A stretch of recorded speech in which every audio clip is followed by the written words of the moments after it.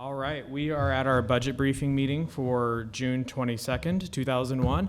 To start us off is John Carlson. Good Mayor's afternoon. office. I'm John Carlson with Mayor Gatherford's office. And thanks for having us back again. This is our third day of budget department presentations. And today we're going to get to hear from LTU and all their divisions, from Lincoln Police Department, Lincoln Fire and Rescue, from Aging Services, and from HR, Human Resources. And just so the folks know, watching at home, this is, again, the third day we've had all the city departments get up and give a presentation on, again, a reminder of what they do and how they, on what investments that they're putting into the community in order to try and continue to build the safe and healthy city and all the other outcomes that we try and create with the budget investments. And to have some ongoing conversation with council about what's special about this budget year and the investments that are getting made in light of the pandemic and the recovery and renewal investments we're trying to make to get the community fired back up. And just so when we get to the end, we'll reflect back on the budget calendar and just so the public has an idea of where we are in the process. But again, today it's just part of our continuing work, having dialogue and making sure the public's aware of what we're up to, and so they have an opportunity to provide feedback on the actions that we're taking, so we build a budget that has good community buy-in to create the outcomes in the community that people want. So with that, I'm going to invite Liz Elliott up to kick off the LTU team. Thank you, John. I know we've got a full afternoon, so we'll try and make this as quickly as possible, but it is a large department, so a lot of different things we cover. Ultimately, I was asked the other day, what is LTU? What do you do? And to try and boil that down, the easiest and best way is like we do a lot of really cool stuff, and we just simply try to make everybody's life easier. And that really is reflected in our mission statement. Everything that we do is centered around our mission statement to protect public health and the environment, to protect safety and security, preserve quality of life, and promote economic prosperity. This mission drives the work we do every day, from our water team providing not only clean drinking water, but also life-saving water that protects our families and homes from fires, to our solid waste team that not only handles over 300,000 tons of waste per year, but they also run our waste diversion programs, including recycling and the composting that you see here. To our transportation team, this mission is reflected in every decision that we make and the action that we take. So it answers our questions. Why did we close that particular street? Why do you plow snow off arterials first? Why do you even provide bus service? Why did you size the storm drain so large? Those questions are all answered by our mission. And LTU provides our critical services every day. And without these services, our lives would look very different. We have nearly 600 highly skilled and devoted employees throughout our 11 divisions that keep this mission in mind as they serve you. Today, we're going to briefly walk you through some of the services that will be reflected in our proposed budget for fiscal year 21-22. And we're going to start with the backbone of our team, which is our business office. The LTU business office consists of 3 pillars: our utility billing team, our tech services team, and then our department-wide accounting team. Our utility billing office handles our water tap permits and approximately $6.4 million in impact fees every year. Our mobile team reads almost 90,000 mobile reads each billing cycle. And our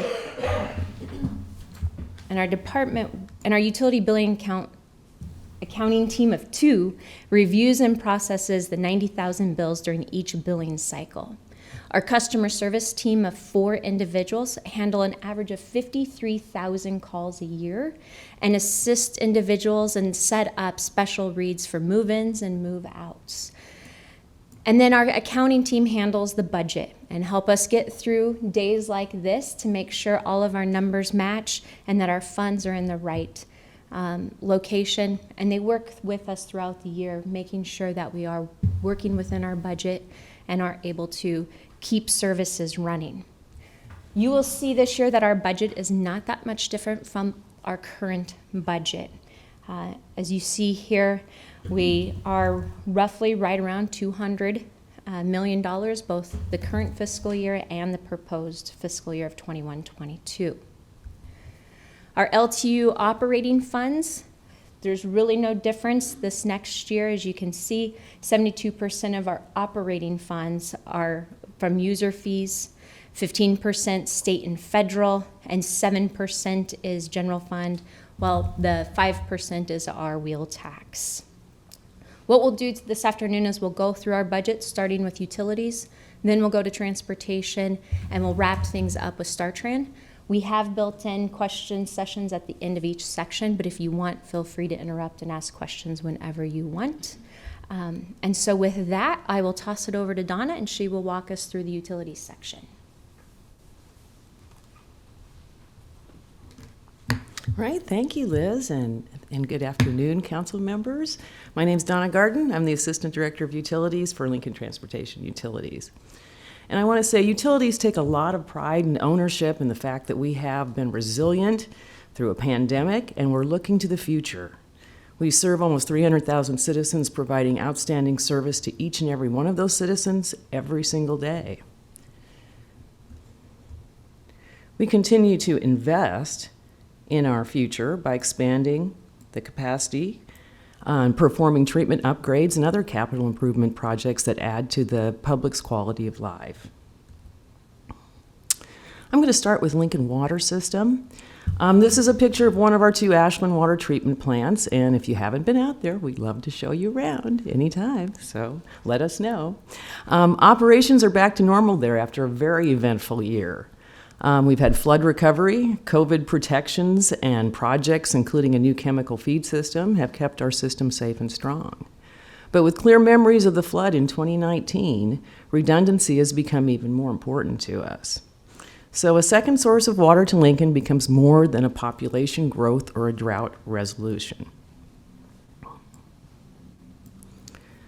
It may be a way to provide alternate water supply for any scenario that we can imagine, including both drought and flood, and maybe not just for Lincoln, but for other municipalities in the region. So just as our forefathers and mothers wisely sought to look for water 20 miles away from Lincoln in the Platte River Valley, we today are looking for a second source near the Missouri or through a regional water system. So here's some facts and figures just to tell you a little bit about how much we actually do each year. 12.5 billion gallons of water used yearly in Lincoln, 126 gallons per person per day. But look at this, it's a 33% decrease since the 1980s. That's very impressive for our conservation program here in Lincoln. And conservation is an important part of our planning process. We take into account the statistics on how consumption has decreased. Being water-wise is something we can do every day, and we have seen this commitment from our citizens in our community, and we hope those efforts continue into the future. And just for a highest daily rate was 97.5 million gallons. That was in 1974. So Lincoln Water is a very, very complex system. Obviously, since our source of our water is way far away in Ashland right now, about 20 miles, we have main pipelines that transmit that water, 60 miles of them that come to the city of Lincoln just to get it to our city limits. Over 1,200 miles of pipe carry water to your homes and are subject to the corrosive soils that we have in Lincoln and to a wide variation in weather. Obviously, we've seen a lot of that this year, from 31 below to the almost 100 degrees, 104 degrees that we had the other day. And look at all of the assets that we have. We have 27,500 valves in the system, 12,000 fire hydrants, 87,000 meters, 11,000 backflow devices, and all of these things must be maintained and operational 24/7, 365 days of the year. Our customers expect to turn on the tap 100% of the time and have clean, abundant water. To take a look at our budget for this next year, I need to look at the 6-year CIP. And I know we're going to kind of concentrate on 1 year at a time, but we kind of look at it as a whole because that's how we plan our rates. As we plan rates, that also supplies dollars for projects that are coming up in the CIP. So I wanted to give you an overview of the 6 years that we have in our planning for. We look at providing almost half of the rate revenues that we have go to helping out with debt service and our capital improvement program. So it's a very big, important part of our budgets each year. And our total capital improvement program for the 6-year period is $221 million. All the CIP is in accordance with our master plan, which we just updated this last year. So we do have a new and more fresh path forward as we go into the future. This will, in order to achieve that $221 million, it will require either a bond or a loan or grant dollars, and we have inquired about, obviously there could be some federal funding too. We hope that comes to pass, but there is SRF funding available, and bond dollars are, for us, because we do have a very good bond rating, would be an option for us as well. And we're continuing to pursue that FEMA reimbursement for the flood. I have obligation of funding expected June 2021. I wrote this slide a few weeks ago. I think it's going to be August now as our last update with FEMA today. If you look at just the next year, just the budget year we have going forward, $22.3 million in capital improvements for the fiscal year 21-22. And this addresses a number of things. Obviously, we continue to pay for restoration and mitigation of our well fields, which most of our projects should be done by this fall, so we should be in very good position. Main replacement and growth continues. We're still working on 7 miles per year of main replacement. We are starting treatment plant upgrades. This next year, we'll start the process of doing some work to put in treatment for arsenic removal. I don't know if you're familiar with our arsenic situation, but it's pretty flat. It's been relatively flat over the years. It hasn't gone up. We don't exceed any levels, but what we are seeing is as we add horizontal collection wells that draw water very close to bedrock, we'll see that arsenic level start to climb, and we want to be prepared for that and make sure we remove that pollutant from our water before we put it into our drinking water system. So that'll be about a 3-year project. And we'll be starting that this next year. Lead and copper rules have changed.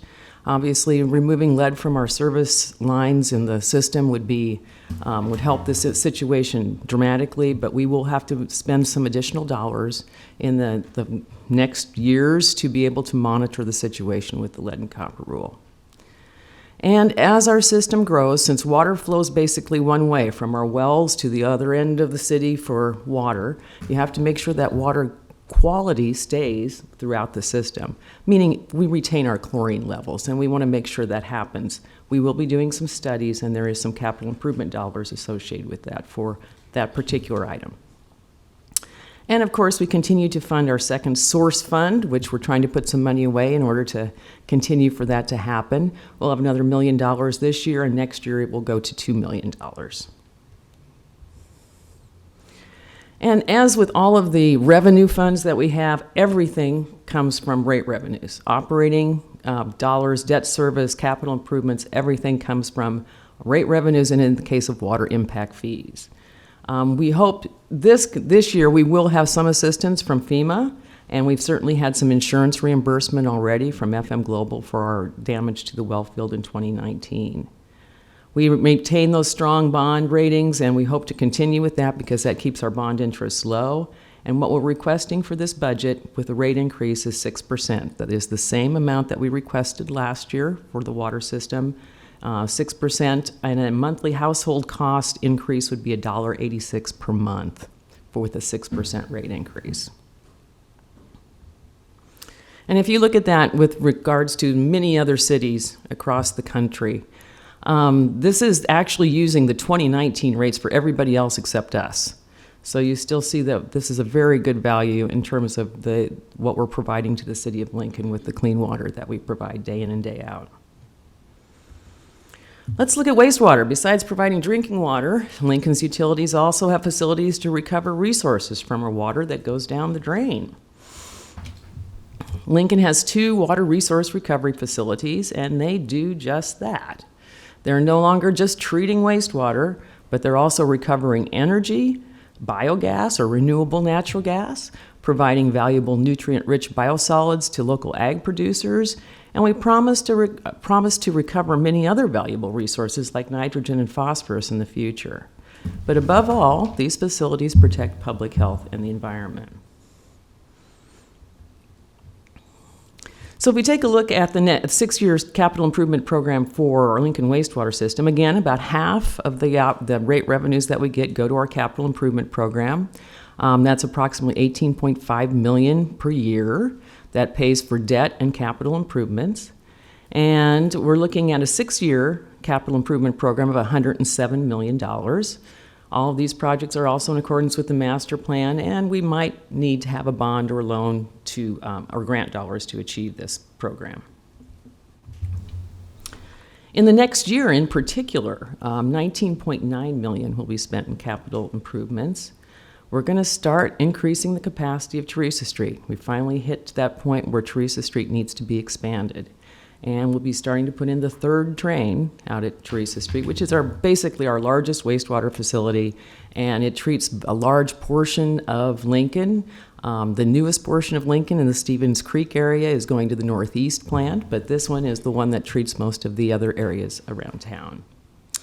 We're looking at new mains for growth of up to 3 miles, repair and replacement of another 2 miles, and of course we had a contract before you that was a multi-year contract for the ESCO project, and that is replacing our air diffusers. That will take us about 3 years because we have to do it very slowly. We can't take many of them off at a time in order to replace them because we have to stay in regulatory compliance. And we're looking at a UV upgrade. That's a UV disinfection. As the water leaves the plant, it has to be disinfected, and that UV replacement at Northeast will be in this program as well.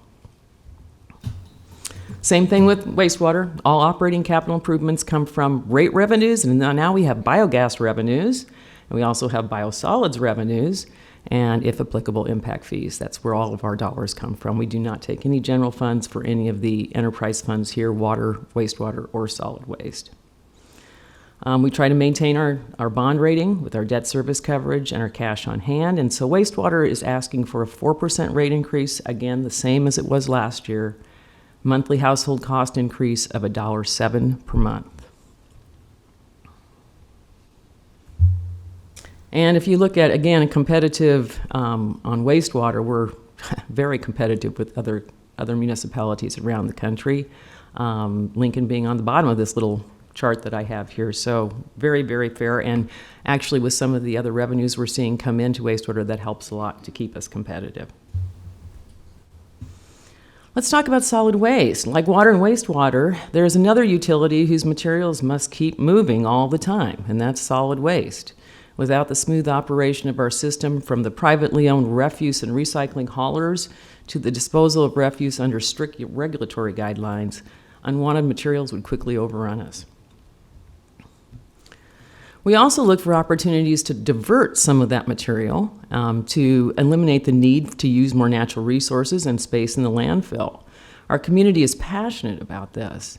As shown by our Restored Bin Buddies program, this is a picture of some bin buddies we have out there who assist the public with recycling right and other recycle questions that people may have, and maybe to cut down a box or two that needs some help getting into the bin. As Liz said, Bluff Road landfill received 300,000 tons per year, over 300,000 tons per year. That is the equivalent of 200,000 cars per year going into a landfill. That's a lot of refuse. Many days our gatehouse staff sees 400 vehicles in a day, or one every 90 seconds. Uncontaminated construction demolition waste can be taken to our 48th Street landfill. We don't hear a lot about that, but it's a very important location. This material helps protect groundwater from an older unlined landfill that we had there earlier. We also have a transfer station there, a hazardous waste facility, and one of our new large recycle collection sites. And speaking of that, as you're aware, we've done some considerable work on our recycling collection sites. We just had a new one that just opened up this week in the Southwest Lincoln. So we are consolidating, and we're going to get down to about 5 sites.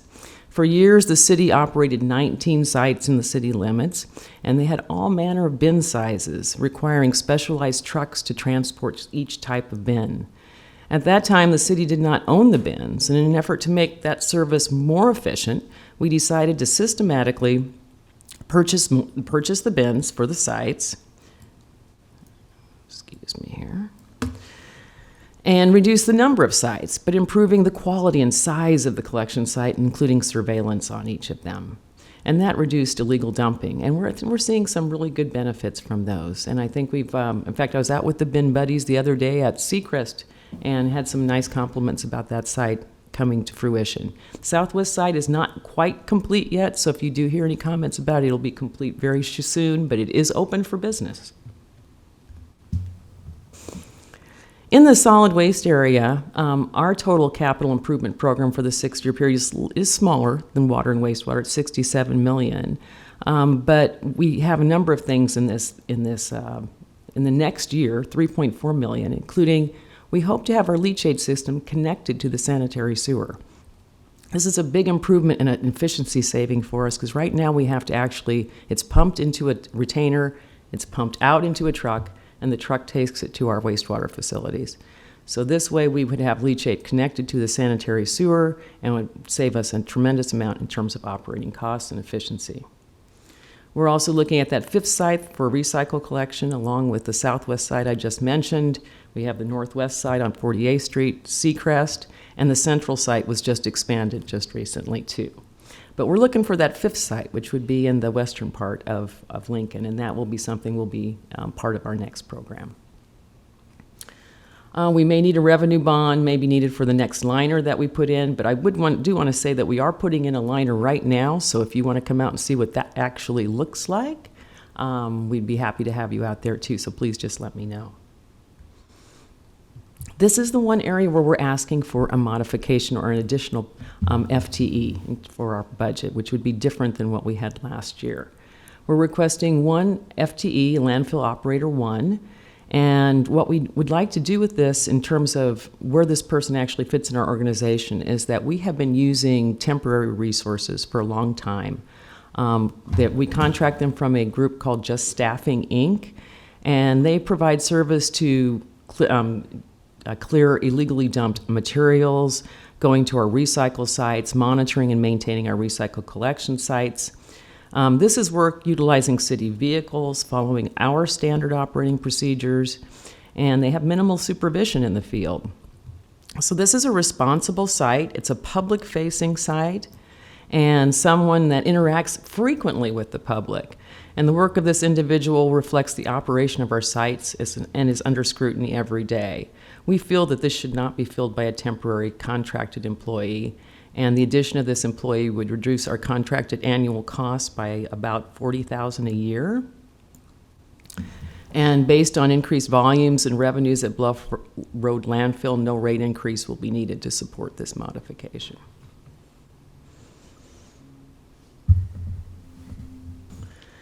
We are resorting back to as we were trying to keep utilities at a 5% rate increase across the board. That has been our goal for a number of years, just to make sure everybody can plan and understand that this takes into account inflation. We've seen some materials costs too. And so even though we asked for larger than this for solid waste last year in order to cover our costs for our recycling program, this year we're back to our 5%, which is a very small amount. It comes out to be about 68 cents per month for a household of 4. Obviously, that cost may differ because of it's through the collection system, so the private collectors may charge more than 68 cents, but if you just use the dollars that we're increasing in our landfill rates, that's how much it would come out to be. And it covers the increase in operating and capital improvements. And our landfill rates are about right in the middle of the road when compared to other Nebraska landfills, so you can kind of take a look at where they stand there with regard to that. And we'll go on to Watershed Management. Watershed Management does not have an enterprise fund, so it does use general fund dollars. And this is, and I'm going to talk a little bit more about Watershed Management and what they do, but obviously this is a picture of Antelope Creek. And it's truly an example of a project that provides flood resiliency and took hundreds of structures out of the floodplain. We are working towards this with our current budget, and the CIP for our current budget is for Dead Man's Run. We also hope to provide added protections with Salt Creek, and that's a big challenge as it's a huge watershed of over 435 square miles. But Watershed Management does a number of things throughout Lincoln. We do keep the roads clean, make sure those drainage systems are cleaned out. We inspect commercial and industrial facilities to make sure they comply with the city's stormwater ordinance and state and federal rules. We review stormwater controls like retention ponds and other best management practices on developments to make sure that we're not causing other people problems.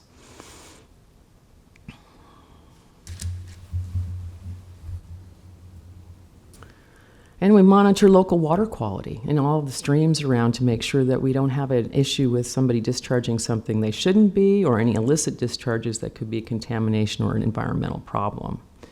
And as you know, we do stream stabilization projects with the Parks and Rec and make sure those continue to help prevent stream erosion. Floodplain management is a big part of our program, as is our MS4, our Municipal Separate Storm Sewer System permit. So this is just a reiteration of what we said last year. We have a $26 million capital improvement program, and basically it's dependent on Dead Man's Run and how fast that is completed.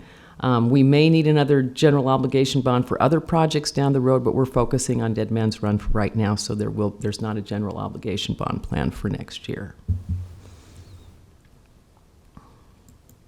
And with that, any questions? Are there any questions at this time? Councilman Shob? Mr. Chair, I have lots of questions, but I'd like to just go ahead and reserve those for later so we can go ahead and continue through the budget if you don't mind. I'll try to reach out to the department later on. Sounds great. All right, thank you very much. Thank you.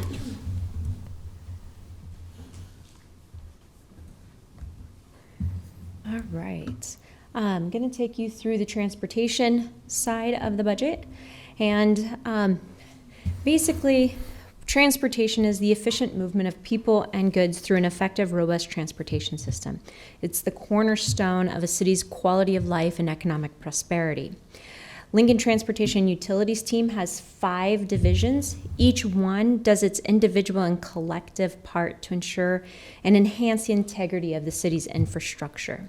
First, we have our maintenance of operations. They take care of our day-to-day operations, the things that we have to do every day. They keep things safe and operating. Last year, you may recall, we added asset management and performance.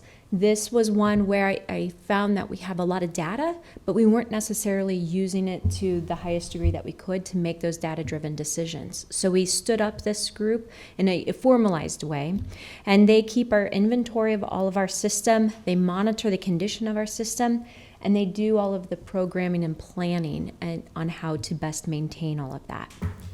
We then have project delivery. That is the group that actually designs and handles the construction projects.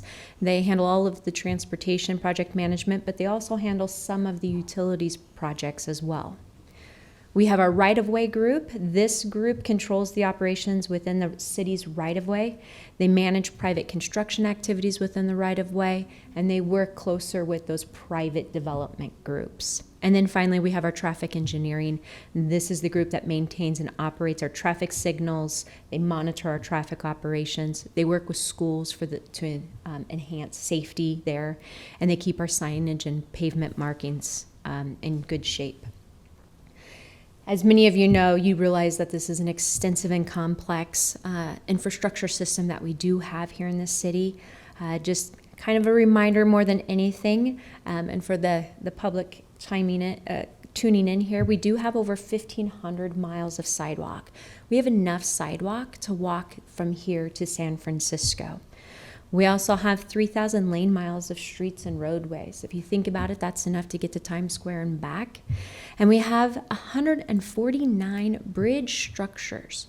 Per capita, we have some of the most bridges here. We're just a few behind Omaha, and with some of the development and growth that we'll see over the next fiscal year, we actually plan to surpass the number that Omaha has for bridge structures, which is just fascinating given the size of Lincoln and kind of our land here. So, but Obviously, it's not just about roads and our transportation. We do have our traffic engineering team that manage 70,000 signs and their supporting structure, 525 miles of pavement marking, over 20,000 symbols and crosswalk bars, and over 429 traffic signals, flashing beacons, or other traffic control devices. Additionally, it's our traffic team that also manage our bike share and scooter link programs as well. So you can see our transportation team does much more than just asphalt, build bridges, and remove snow, but they also partner with our private partners to help support the development growth of our community.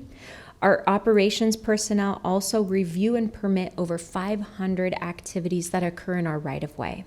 These are things like utility work, plumber cuts, and driveway connections. LTU provides the logistics and traffic control for special events like Husker football games, the Lincoln Marathon, and parking support for Uncle Sam Jam. Our right-of-way service team is expected to review, approve, and oversee the execution of over $29 million worth of private construction this year. It's the highest amount we've ever seen here in Lincoln. A lot of LTU's budget, as we've heard so far and will continue to hear this afternoon, is focused on our capital improvement program. But the flip side of that, the less glamorous side of that, is our operations budget. And these are the things that we have to do every day to maintain our existing infrastructure. Year in and year out, we hear from our residents that what they want is to ensure the quality of the infrastructure we already have. And that's supported by the Lincoln on the Move feedback that we've gotten and the feedback that we've gotten through the long-range transportation plan. So I just want to take a little bit of time to walk you through what you will see from us in the next fiscal year related to operations. And we can always start with the most popular topic, and that's snow. If we can think back to the historic snow event that we had this last season, where we had almost 15 inches of snowfall in 24 hours, and it was the largest snowfall event we've seen since 1965. At maximum operations, there were 110 crews actively working, clearing both arterials and residential streets. This high level of responsiveness and operations is dependent on a robust and capable snow fighting fleet and budget. Our maintenance team is our frontline team that keeps our transportation system operating safely. They clear and they're fueling the economic recovery. These are 24/7 dedicated personnel that plow over the 3,000 lane miles of streets during challenging weather conditions and are oftentimes out there at 3 a.m. when many of us are still sleeping in our warm beds. They will repair over 60,000 potholes in an average year, and they'll also respond and repair to traffic signals when they malfunction.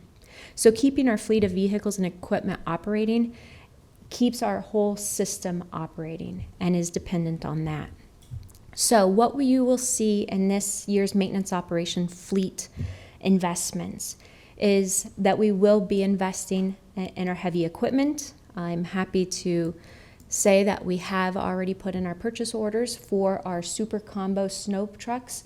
We hope to have them by the next snow season. Fingers crossed that nothing goes wrong in production and a shortage of supplies. So that is in the works and is working. Obviously, we have to take a holistic approach when looking at our fleet. A house builder can't build a house without hammers and nails, and we can't plow streets, we can't maintain streets if we don't have that equipment there.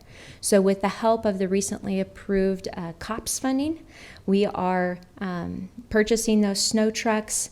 We're also assessing our use of equipment to see what are we using, how often do we use it, and doing a cost-benefit analysis rental versus ownership. And so what we have done over the last year is that we have actually reduced some of our equipment. So for example, we've reduced our wheel loaders on hand from 10 to 7 by analyzing the data and assessing, do we really need all 10? We found that we also have found that because of larger heavy equipment that's not necessarily specialized, such as our skid steers, we found that rental rates are actually better than owning them. So we have now started to rent those rather than owning them. And we'll continue to do that throughout this budget season and next. The one thing that is different here is with the current budget, we are for the first time since 2008 fully funding all of the LTU fleets at 100%, but the general fund fleets are not up to 100% yet. So the proposal this year is to do a 25% increase, and that impacts parks and our drainage team here. A 25% increase for parks means about $148,000 increase in cost for the parks fleet. This is something that's been cut for a number of years, and what happens is should something happen and they no longer can repair a vehicle, it leaves them scrambling and ultimately may have to make a bigger purchase that's not budgeted for if something like that would happen. So it's important that we start investing in our fleets to keep things moving efficiently and economically. In our traffic team, what you will see over the next fiscal year is more than 400 signals will be upgraded, modified, and optimized. We will be replacing or upgrading about 4,700 signs. And they'll continue to work through and monitor and upgrade and keep traffic flowing as efficiently as possible. We will also be doing over 500 lane miles of pavement marking upgrades and repainting. So those will be the improvements that you'll be seeing across town. And then, like streets being plowed and potholes being filled, every year we get a number of complaints regarding mowing in the medians. And last year was the first year that we contracted out our mowing. That was another area that we looked at our data and our resources, and we found that by bidding that out, we actually could get more done for less. And so we did do that, but like any other process, it is a learning curve. Last year, we did 6 times of mowing during the season. This year, we doubled it 12 times, and we will continue to maintain that for the next fiscal year as well. But we're also expanding our mowing operations, and so what we will be doing is we will be transferring. It's kind of a strange situation where some of the medians and boulevards were handled by parks, while some of them were handled by LTU. And in looking at what's the most efficient and cost-effective way, what we decided to do was expand LTU mowing and take over all of the medians and boulevards. So we will take about 65 acres of street, median, and boulevard mowing from parks, and we will do that here in-house at LTU. That adds, I had to double-check the numbers before I came. Currently, without that added 65 acres, we currently mow 446 acres of right-of-way, medians, and property, and 51 acres for drainage. So we're doing about 500 acres. This will just add an additional 65. So in the total scheme of things, it's a fairly low number of what we'll be adding to our process. We will be able to be consistent and have the same contractor handling all of the mowing. We will keep that additional 65 acres on the same schedule, so it'll be 12 times during the season, and we'll continue to monitor that as we go. If we find we need to increase the frequency for the next fiscal year, obviously we'll bring that forward to you for consideration. But right now it does appear that the 12 times a season is working pretty well. So that would also, adding the 65,000 on that, or the 65 acres, would only add approximately, and we're estimating, because obviously we haven't bid this out yet, but we're estimating about a $27,000 increase to our mowing budget. Our mowing budget right now is about $240,000. So again, not a huge increase, but it is an increase that we would be at, that we are asking for in our street maintenance budget. Bike share. We continue to build this program into a sustainable program. Although we still have some room to go, we are making great strides, and I'm excited to see where this program will be going over the next year or two. Despite the pandemic, this year has been our most successful year in increasing sponsorship partners. We now have 11 sponsorship partners, and that does include our partnership with UNL. And UNL has reaffirmed their commitment to the program, and they have actually increased the amount that they are sponsoring for this program. The first 4 years was approximately $38,000 a year that they were paying. They've increased it up to $72,000 for the next 3 years. So that is a strong partnership between the two of us, and we definitely appreciate that. We've also had a great partnership with Heartland, and what we've done is to continue to work and refine our contract. Through the pandemic, we reduced services. We just didn't have the ridership that we were seeing. Obviously, everyone's staying in. But what we also kind of looked at was that in the lower service times, like winter, it was not needed at such a high level of service. So what we're going to do is roll back our level of service, meaning rotating the bikes, doing some equipment upgrades, that type of thing. We're actually going to reduce that in the winter. And I don't think that we'll see any sort of difference in the service that our riders are getting, but it will help us reduce costs during those winter months. It's pretty standard for what other municipalities and bike share programs do within the Midwest, such as South Dakota, North Dakota, where we have the snow and we don't have the ridership in the middle of the winter. So that will also help us reduce our contract by about just under $35,000 this next year. The other thing that we've learned, even in the pandemic, where the electric bikes are a hit, and that is our biggest revenue generator. With the help of Heartland, we did demo at no cost 12 e-bikes. At the end of the year, actually, it would have been in March, I think it was, that demo ran out, and we did decide to purchase permanently those 12 e-bikes. I'm hopeful that that will help us generate even more revenue, especially with the university back in session, and they can take those e-bikes from East Campus to City Campus very easily. So we're hopeful with that. We've also made one more minor adjustment to our fee structure, hoping that would also increase revenue. It also brings it in line to what Omaha is charging their residents for the bike share program as well. So with both of those, I think we're on the right track to make this a great sustainable program for the city. Talked a little bit obviously about operations, now moving on to the CIP. Transportation CIP obviously is the roadmap of the long-range planned improvements and near-term budget improvements to the city's transportation infrastructure. Virtually every transportation project that is planned, designed, and constructed is part of the 5 components of the Transportation CIP. And these are system preservation, and this is where we preserve what we have. System optimization, where we maximize operations and optimize system performance. System growth, where we build and accommodate our new growing development community. Our sidewalk program, this focuses on our sidewalks, our curb ramps, and our ADA requirements. And then our livable neighborhoods, building strong, vibrant neighborhoods in a holistic approach. Very few CIP investments have such an easily observable benefit as the enhancement of our city streets. As you can see from the picture here, it's night and day once a new blacktop is put down. Residents and visitors alike know and appreciate these newly paved streets. The Transportation CIP will provide funding to renew, restore, and improve arterial and residential street growth projects, primarily on the city-county interface areas. It'll be intersection and signal improvements, bridge restorations, sidewalks, and trail improvements.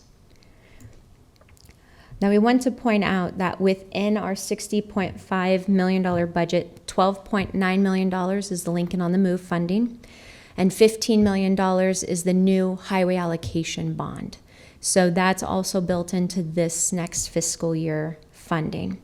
We've also doubled the sidewalk funding from $1 million to $2 million, and that's with that help of that recently approved COPS funding. So you'll see that increase in this next fiscal year. So what do we do with that money? How do we make the decisions that we do? We really do a data-driven approach. The transportation's transparent decision-making process ensures accountability and direct involvement with the public. Highlight of that process that will be utilized in this next fiscal year will be the continued use of the ACT team. They'll continue to be directly involved with the identification and prioritization of the Lincoln on the Move projects. They'll do an annual report of projects completed, planned, and fiscal information will continue to be published both in that annual report but also online. Our internet-based project status report will continue to keep the public informed on projects that they may want to know more specifics about in their neighborhoods or how that will directly impact them. And then our asset management and performance team will continue to monitor and measure the quality and quantities of our infrastructure components. You may have seen in the last couple months where we were out flying a drone to assess the conditions of the roads. We also had a contractor recently out driving every single street and turn lane in Lincoln to give us pavement conditions. So what we do is we take all of that information and all of that data to determine where our priorities are and what streets need to be rehabbed sooner and what kind of condition that they're in. The Lincoln on the Move Street Investment Program has delivered numerous street improvement projects and will continue to drive recovery benefit to the city. Interestingly, program revenues were not significantly impacted by the pandemic, which was a great surprise. Overall, collections have exceeded projected estimates. And for the current fiscal year, revenues are running approximately 16% greater than projected, which was reassuring and reduced our stress just a little bit. This surplus will allow for more projects to be delivered faster than initially estimated. And so we will continue to work with ACT to figure out how we can fill in additional street work that might be coming ahead. One question that's been asked for many years, and if you actually go back, it's been discussed for over 20 years, is the 14th Street, Warlick, and Old Cheney intersections area. This has been reviewed by the city for a number of years, and a number of different alternatives have been explored over those 2 decades. But the goals of our current approach are exactly the same as they've been in the past, and they've been developed with significant public input. And those goals are safety, capacity, minimize right-of-way, cost-effectiveness, sustainability, and multimodal aspects. Our updated design approach is one that meets all established goals and is cost-effective.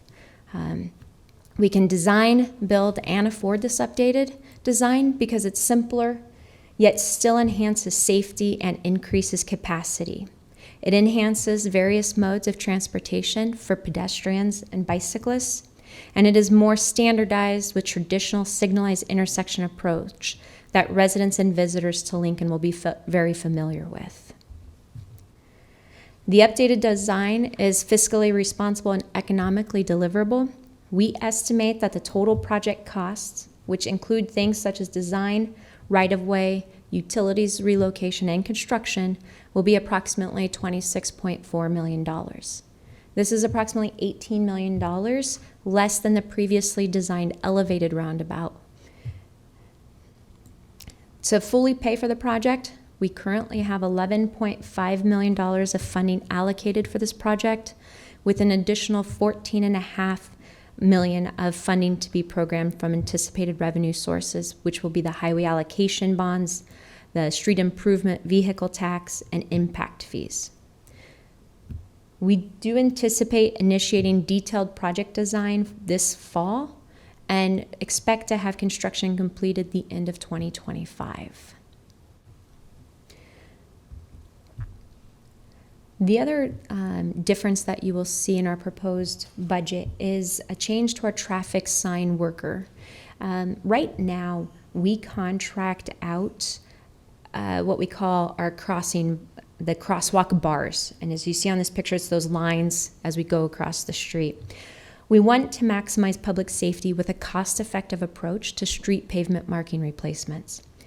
We have a substantial inventory of street marking crosswalk bars. We actually have about 17,500 that have to be replaced every 2 to 7 years.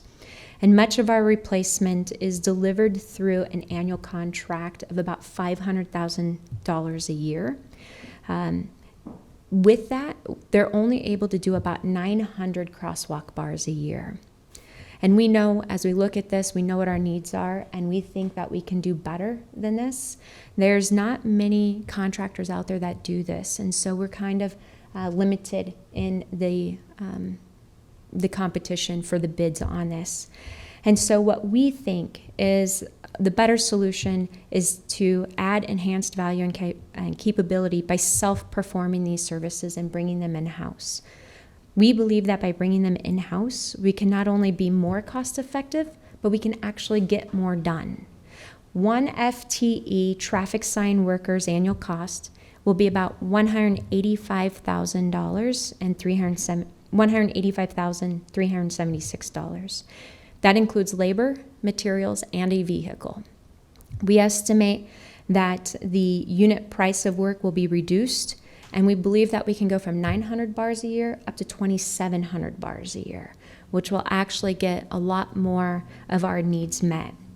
So we are asking that we add this one FTE in our traffic division, and they would be handling the crosswalk bars and other traffic markings as well. So with that brings me to the end of transportation budget. So if there are any questions. Are there any questions at this time? All right, let's keep moving. All right, Thank great. you. I will turn it over to Mike for transit.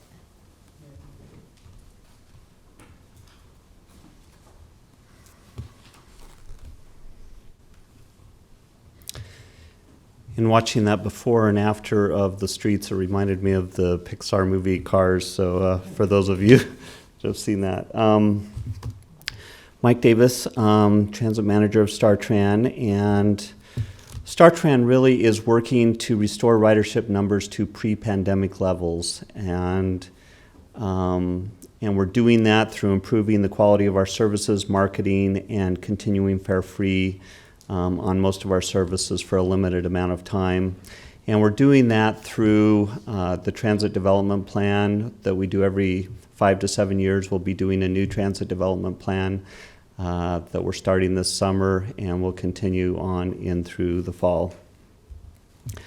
StarTran is also economical for people to use, and that economic reason is opening up opportunities for those who ride and saving the cost of gas and car ownership and other things. Important to us is also individuals with disabilities, being able to get them to their destinations safely and promptly. And so we continue to enhance our VanLink paratransit services, which is our door-to-door services for those individuals. StarTran also is important in economic recovery because we're getting people to jobs, and 41% of our riders are actually traveling to school or to jobs, and we're also continuing to do infrastructure improvements as part of that economic recovery. And then ensuring quality of life with the modern low or no emission buses and bus stop amenities that we're adding in. Add to that quality of life. And kind of taking a step back, pre-pandemic, wanted to give you some statistics of what we were operating prior to the changes that have happened. So we do operate 19 bus routes. They run from 5:30 a.m. to 10 p.m. Monday through Friday, or most of those routes run that late. 6:30 to 6:30 on Saturdays, and we pre-pandemic carried approximately 70,000 passenger trips per week, and approximately 14,000 fixed route passengers on an average weekday in the fall. And on our paratransit system, 300 passengers on a typical weekday. So we're moving a lot of people, and it's not always visible when you see a bus going down the road, the number of people that are using the system. And as I mentioned before, 41% of StarTran riders report that they're going to or from work as their main purpose. So again, that job creation. StarTran travels more than 2 million miles each year, And in 2019, StarTran received an award for the highest increase in ridership among urban transit providers in Nebraska. And some things we've experienced during the pandemic is a loss of revenue, not collecting fares, a reduction in UNL services. Our staffing levels have decreased as well. We also continue to have a federal requirement for mask wearing on buses. And in response to that, StarTran has distributed more than 100,000 masks to customers, which is pretty incredible. And that we're actually distributing more in recent weeks than we have previously when people stopped wearing masks. They're forgetting to take them on the bus, and that number's actually gone up. Another response to the pandemic is we've been running microtransit or on-demand same-day service for about a year now in response to give an alternate way for people to get around during the pandemic. And at the height, we've offered more than, 4,000 rides during the height of the pandemic. Drivers have also earned a 98% satisfaction rating. So it's nice about the services like Uber and Lyft, you can rate the service, and so we're able to monitor that service closely. But this has been really well received, and individuals that have used it have been able to get rides fairly quickly, and it's something that, people have been happy with. Another area that we continue to look at to improve quality of services and keep our service reliable and on time is reducing breakdowns. And that's done in a couple of ways. Ensuring that we have new equipment reduces breakdowns. So we have 4 new vans that we'll be purchasing for our paratransit system. We'll be adding 1 maintenance position, adding predictive maintenance, and adding a safety training coordinator as well. And then we also will be replacing 14 buses. Currently, we have 30 CNG full-size buses and 10 electric buses, so 40 buses altogether. And when we add these 14 to that, we will have 54 out of 67 buses will be either alternate fueled or alternate propulsion system buses. So that's exciting to be that far along with alternate fuels. And then we continue to improve bus stop amenities. This next fiscal year, we plan to improve 35 to 40 bus stops. Those amenities vary depending on the stop, but typically include a bus pad and connections to the sidewalk, and if ridership warrants it, benches and shelters as well. And we are continuing to pursue funding for a multimodal transit center downtown to improve passenger conveniences, bathrooms, things for our riders. This will also create jobs and speed up economic recovery as well. And with that, that concludes the slides that we have for StarTran. Are there any questions at this time? Councilwoman Ward? Councilwoman Ward? Thank you, Mr. Chair. Just a quick thank you, Mike. Always interested in what's going on at StarTran. So the federal requirement, I think I remember that, to wear masks. And I'm thinking I remember, maybe I'm making this up. Do they also pay for the masks for the city, for StarTran? Right, the masks are being paid for through COVID funds that we received through FTA. Okay. Yep. That's all I had. Thank you. Councilwoman Raybold? Mike, could you give us the number again for the replacement buses, so that the number that will be either compressed natural gas or electric again? I didn't get a chance to write it down. Yes, so we have 30 full-size buses. Those are 35-foot buses that are CNG. We have 10 that are electric, so 40 altogether.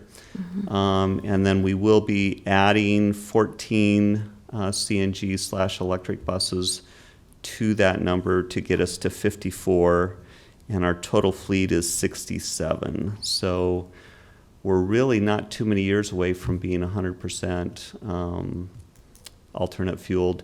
On the paratransit side, we do have 11 CNG out of our 21, so half of our paratransit vehicles are also CNG as well.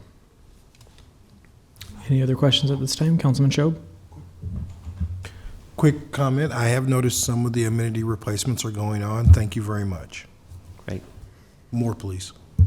I have one more question. Councilwoman Rubin? Mike, we have talked in the past about free fares going forward, and I know you are working to put together some numbers to share with us, and I know it was a little bit challenging during the pandemic to do a real true comparison, but do you have an idea of when we might see something to see the cost-benefit analysis? Yeah, so we do have a financial model that's still ongoing. The transit development plan also has a component built in to look at fares and fare-free, and if we don't go fare-free, what would that fare structure look like? We also, so we're anticipating that to be completed early fall, and then we also have the mask mandate in place until mid-September. So we're trying to keep things fare-free. We anticipate through the end of the year right now, and then be able to have that data both through this financial model as well as the transit development plan to have some good data going forward in the future. Okay, thank you. Any further questions? Okay, seeing none, thank you so much.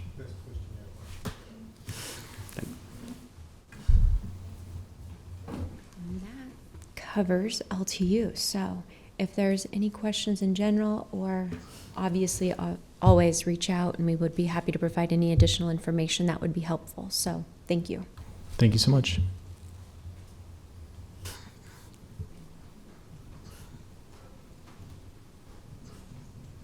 I'm just gonna, Chief Jackson, come up in a second. I just wanted to double check with Liz though, when you were talking about 14th and more, like, just to be 100% clear, I think we said highway allocation bond, but future funding is highway allocation. It's the regular $27 million worth of gas tax that come in. It's not in the bond. Yes, and I apologize if I did state that. It would be our normal funding. So our highway allocation funds, our wheel tax. It's not federal funding. It's not bond money. It's just our traditional funding mechanisms. I know our folks watch Channel 5. And Yes. No, I heard something different, so thank you for clearing that up. Yes, and I apologize for misstating that, but it is our traditional funding. It is not any bonds or federal money, so. we're a team. That's Yes. why we're all here. Exactly. Thank you. No, thank you. Thank I you. did hear, yeah. Great. What's that?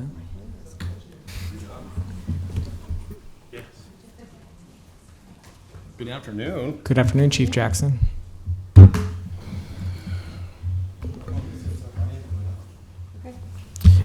Taking a quick break. Yes. Computer. We'll be back. Let's go. When he comes back, I'll say, in conclusion. There you go.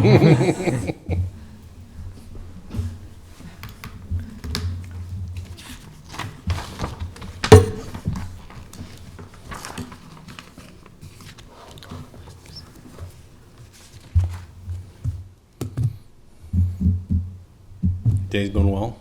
So far, so good. How about yours? I'm here. It's a good sign. I usually say, I showed up. Okay.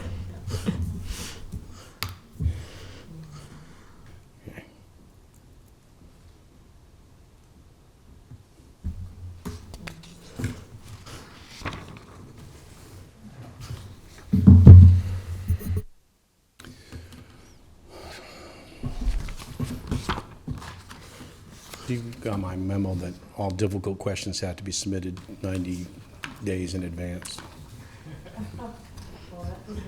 That's right. New rule, new rule. That's right.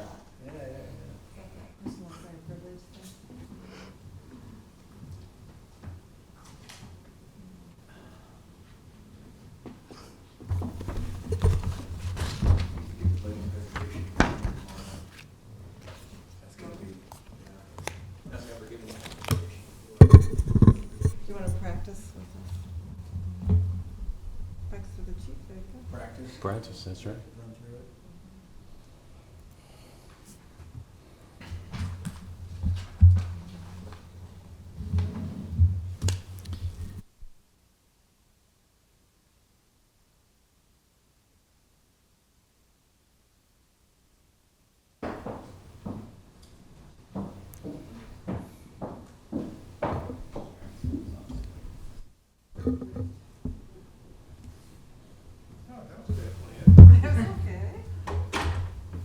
Your office was locked and, yeah, I couldn't find your charging port. Fair enough. Sorry, Chief, bad penny. Good to go? Good to go. Okay, well, it's my pleasure to present the upcoming budget, projected budget, mayor's budget for the Lincoln Police Department for the upcoming year.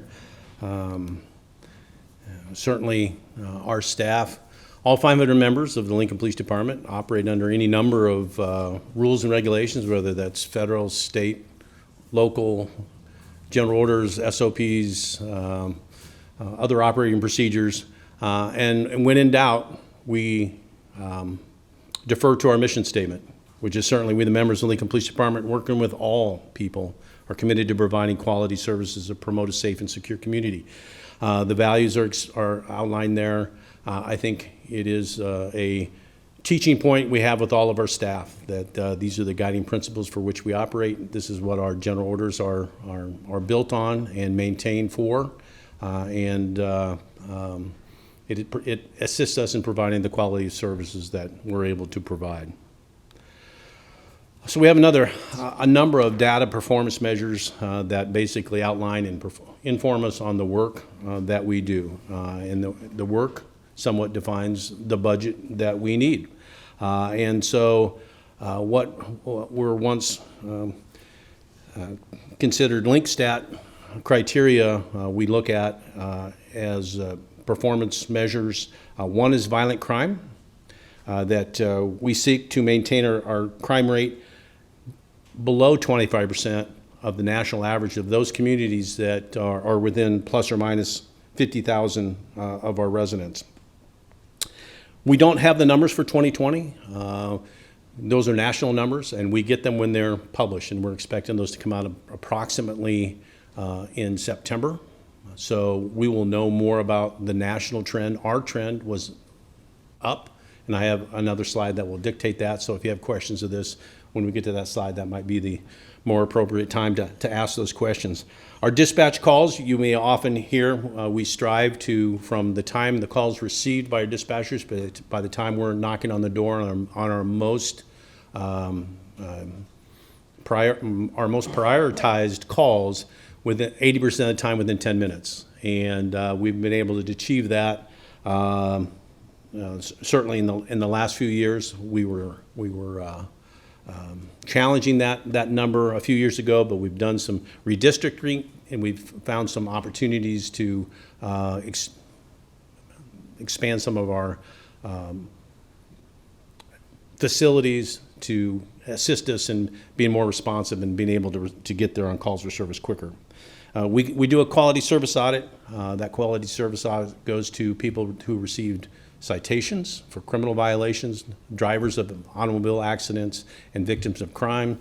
We do ask them how safe and secure do you feel in your community, and our goal is 75%, and we have achieved beyond that in the past few years. Again, these are all accompanied with another slide, so I'm just kind of covering the general, or most of them are. I'll identify those that aren't. The burglary rate is maintained, again, a rate no more than 755 offenses per 100,000 residents, which is 20% below the national average, and we're well below that, which is good. Our injury traffic crash rate, I will tell you up front that using 2020 as an indicator of any crime stat is a challenge, because 2020 was not a normal year. So our crash rate was, our injury rate was down for 2020, and so less cars on the road, less people going to work, a lot of reasons for that. But again, using 2020 as any type of indicator is a cautionary tale. And our clearance rate, and I have a slide for that, we seek and strive for 24% Last couple of years, it's been down, and that's largely due to the increase in larceny from autos, which is a prolific crime, and it's also a difficult crime to solve. And if you solve it, you solve one night's worth, not the 20 other nights that many of these individuals may have been out committing those crimes. So that has an impact on our crime rate. This is our clearance rate. It is for Part 1 crimes. Part 1 crimes are simply the homicide, forcible rape, aggravated assault, robbery, burglary, auto theft, arson, and theft. Again, theft tends to drive our clearance rates down.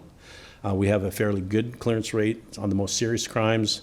And the clearance rate, for example, the clearance rate for 19 and 20 can go higher. Actually, they won't go higher, but we can clear crimes in 19 and 20 that will be added to this year's clearance rate totals. So when you clear the crime is when it's impacted to the clearance rate. So if there was a serious assault last year and we clear it this year, it doesn't impact last year's clearance rate. It impacts this year's clearance rate. So just as a, for knowledge's sake, larceny from autos account for about 31% of our Part 1 crime, so about a third of our Part 1 crimes are larceny from autos. And again, that is a crime that is difficult to clear just because the rest are so low. We have a clearance rate of about 5% on that, and since it takes so much of the numbers of our Part 1 crimes, a 5% clearance rate for that total impacts the 100% impact rate for homicide or 80% rate for robberies. It just impacts it because the number differential is so great. Violent crime rate per 100,000. This is the red line in my graph. There is the 25% or below. These cities within 50,000 of Lincoln's population. Again, last year was 446, which was above the 2019 line, but very well may not be below the 2020 line based on it's a comparison of these other cities, and we have to wait for their numbers to come in for us to be able to make that projection. But our number increases were largely associated to aggravated assaults, and so those accounted for about 64% of our violent crime, and rapes accounted for about 22% of our violent crime. So about 80% are aggravated assaults and sexual assaults. Those numbers were up, again, largely driven by the assaults, because the number of sexual assaults are a fairly small number in the hundreds as opposed to the thousands. This is a very busy graph, but if you look at the arrows, this is a demonstration of cities that we compare with. If you look at, we start from the right, which is our 2018 numbers, then our 2019 numbers. The black arrow, the first black arrow denotes the 25% below average line, and then the average is the last arrow. So it's a very busy line or graph, but I wanted to show that projection of other communities that we compare with and where we fall in that. Now that will change in 2020. Some cities will move up and down that chart. Our expectation is that while our numbers are up, so are our comparables. They'll be up also, but we'll know that when the numbers come out. But it's what keeps us busy. This is our response time. Again, we seek to respond within 80%. We were at 83% of the time. These are priority 0, 1s, and 2s, which is our in-progress calls, our more serious calls, and we are getting there above our projections. Now, we used to compare from the time of dispatch to the time we arrived at 90%, but we've changed that because we look at our customer service. And does a citizen care when we're dispatched or when they actually called the dispatch and said, I need help? And that's when we're counting the numbers. It's like, how satisfied are you waiting in a queue at a bank? You know, it doesn't take you very long to do your business with the teller, but how long did you have to wait in that queue? And so we operate in a sense that we want to measure what our customers, which is our citizens, expect best, and that's from the time they hang up that phone and the time we're knocking on their door. And we're arriving there within our projected our projected times. We do have to work on that number. We have some fairly large geographic areas that we police. Having 5 teams, some of those expand considerable parts of our community, and we do police in a manner that once we come, we do our lineup, we're out in the community, so our response time isn't from a fixed location, it's from wherever they might be during their patrol period, during their shifts. So, and they monitor that, and they try to manage that. They know through our efforts with analyzing crime and where they should be at certain times of day, and they try to be in those proximities so that when they get the call, they're close by. This is the quality service audit. We're remaining fairly steady regardless of the national events. We've, I think, done well. And again, these are people who have received citations, who have been victim of crimes, or drivers of accidents. So these are people who, if they don't feel safe in their community, may have a reason to express that. And certainly we measure many more things in our quality service audits other than how safe and secure do you feel in the community, but this is a tell for us on how we're doing as a police department in whole. A lot of the other questions are directed toward the officer. Were they polite?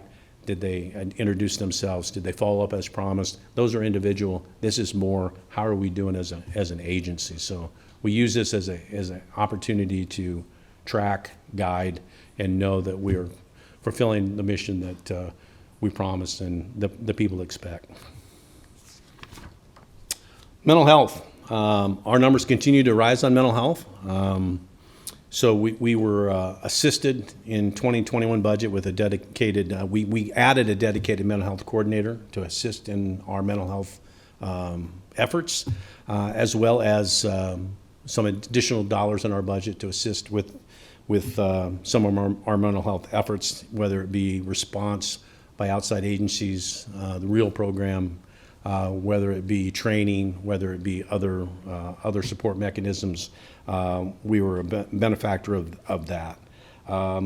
It should be noted that the numbers continue to rise. For example, so far this year, we have 25 individuals that make up 10% of our calls, and that would be on mental health. So that would be consistent with years past. It may not be the exact number, but it'll be close. We have a small number of people generating a larger number of our calls for service. Now, we are assisted through our partners in our mental health efforts. We have the REAL program respond, and we do referrals, and they will respond after the fact. They don't, right now they have no immediate response, but they will follow up on referrals within 12 hours or less that we make. We have weekly meetings with our mental health partners to create plans to assist individuals, again, to reduce them from the criminal justice response and try to place them on a path outside law enforcement. And there's been a number of referrals to that. Now, to some degree, we measure that by, an EPC, an emergency protective custody order, is the most serious thing, taking somebody's liberty while they're a danger to themselves or others. That number continues. While the numbers for mental health investigations go up, our EPCs go down because we're finding alternatives and opportunities for placement of individuals or providing resources that negate or eliminate the need to place them in confinement during a time where their mental health is examined. So I think that's been a positive for us, and we're seeing that as a success. Committed time for officers. This was new to the budget presentation, I think, last year, but we seek to keep our committed time under 60%. There are any number of ways to measure the number of officers you need. You can do per capita, you can do crime trends, you can do budget, you can do staffing, minimum staffing. One of the items we use is our committed time. It's called the Rule of 60. And there are several factors of the Rule of 60, but one is keeping the committed time below 60%. And that, not only for the benefit of the officers not starting their day and running till the end of their day, but it also allows them in the next slide to do the community relationship and building that we do that builds the partnership that makes us successful.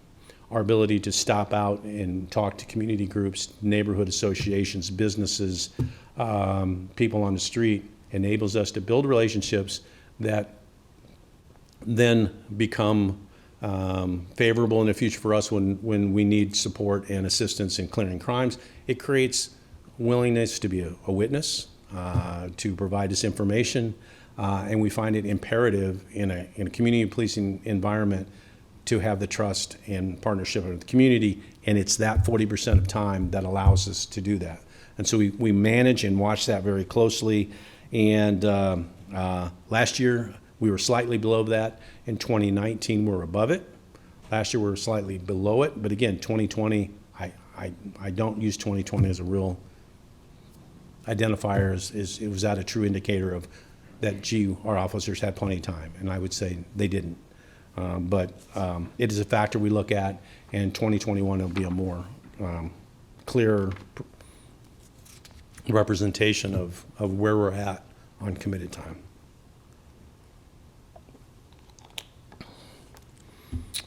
But it has allowed us to police in the manner that we did with the resources that we do have, because we rely on the community to assist us, and because we can get that assistance, we've been able to achieve many things that we haven't been able to, regardless of how much money in our budget would be there.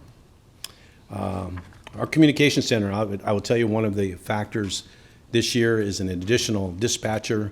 I think this is a good tell of how busy our communication center is. We took 474,599 incoming calls to communication center in last year. Each of those calls take on average 150 seconds. That's 474,000 calls is 1,300 a day, about 54 an hour, and about 9 a minute, 0.9, less than 1 per minute. But that's 24 hours a day, 365 days a year. That phone is ringing all the time. If you factor the 150 seconds, it comes out to over 1 million minutes, 19,000 hours, 800 and some days, or 2.25 years of phone time that we're spending. And just over 1 in 5 of those calls are 911 calls, coming in either on the cellular line or a landline, but 1 in 5 are 911 calls. And those take longer than 150 seconds on average. One of the reasons why we're requesting a dispatcher to help manage and answer those calls. This is from the budget book. Our budget this year is requested to be $60 million. I have placed previous year's budgets, council adopted based on the research I could do. Last year was close to 57 million. The year before that, 55 million. And so the budget has increased over the last years. I would tell you, this is the first year that I can recall that we haven't had some restriction, a 1.5% reduction through vacancy savings or reduction of other things that we haven't been requested to do, and the budgets prior would represent some of those restrictions that we would have, but for those restrictions, it would have been higher than those numbers. Most of those numbers, majority of our budget is personnel. The highest value thing we have in the Lincoln Police Department is our people. That's what does the work, and that's what gets things done, and that's what drives our budget, is our people. We continue to add people. When there's a projection of 6 additional bodies for police officers this year, 1 additional dispatcher. There was 5 last year and 5 the year before that. So we continue to try through opportunities to add officers. We are looking at grant potentials for the upcoming year to add additional officers. If awarded, we can apply. It doesn't always mean we have the opportunity to receive that money.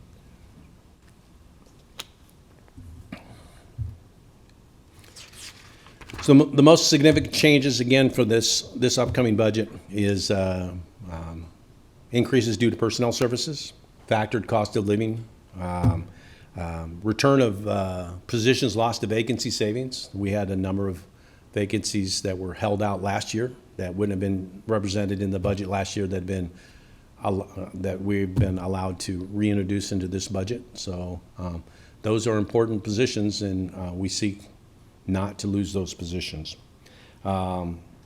With this, there's added 6 police officers, five officers, and 1 SRO. That SRO is targeted toward the new high school on Northwest 48th Street for LPS, and 1 public safety dispatcher, as demonstrated and discussed in the number of calls for service. Some of our actions from the last budget, just so you know that your money's spent wisely. We have transitioned to the National Incident-Based Reporting System. That's a mandate. That was a mandate placed on us by not only the FBI, and then that trickles down through the Nebraska Crime Commission. We were able to achieve that through internal resources. We have very talented staff. In our system, our CJIS system right now is based on a long-term program that is still managed by our 50-plus year employee, not his age, but the number of years he's been on the Lincoln Police Department, and knows just about everything there is to know about that system. He built the interface that allows us to meet this where most agencies have to go out and buy a new system. And so it was my pleasure to nominate him for Civilian Officer of the Year for that work, for which he was chosen, and it was well-deserved. So I appreciate that action.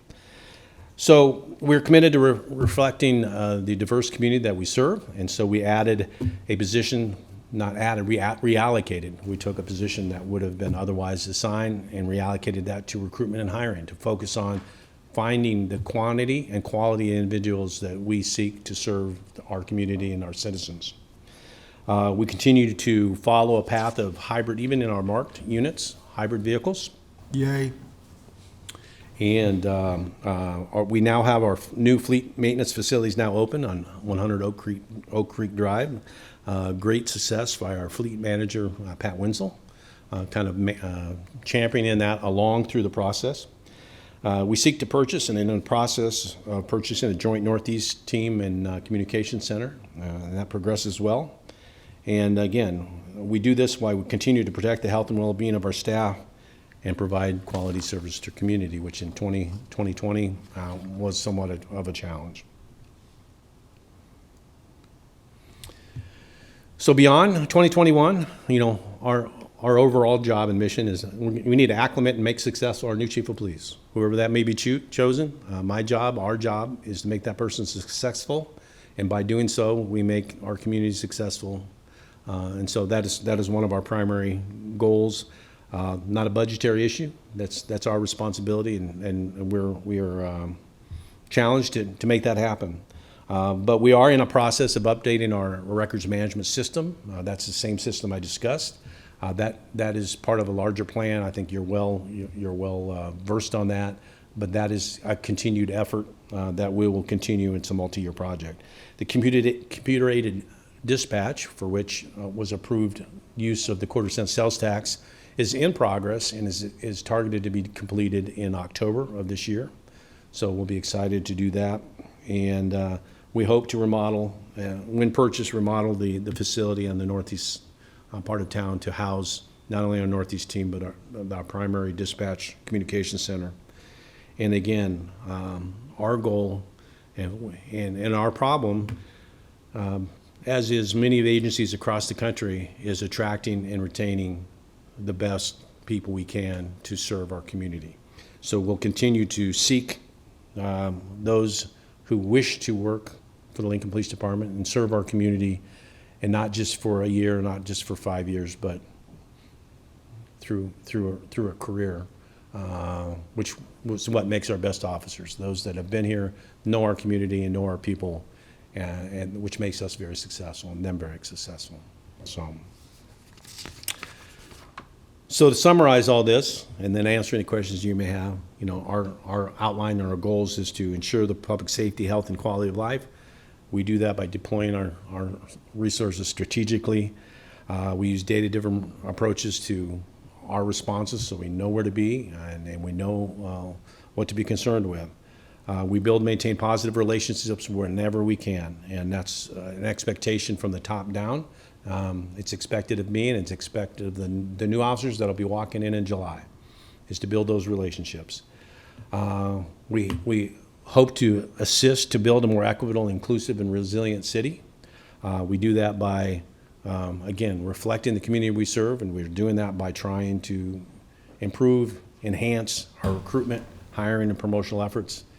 And we use comprehensive training to include anti-bias and cultural competency training to meet the expectation of our diverse community. And again, we strive always to provide the quality services to community, even after an eventful year, that meets their expectations, your expectations. And that's what we strive to do. So, questions? Are there any questions at this time? Councilwoman Raybold? Thank you, Chief.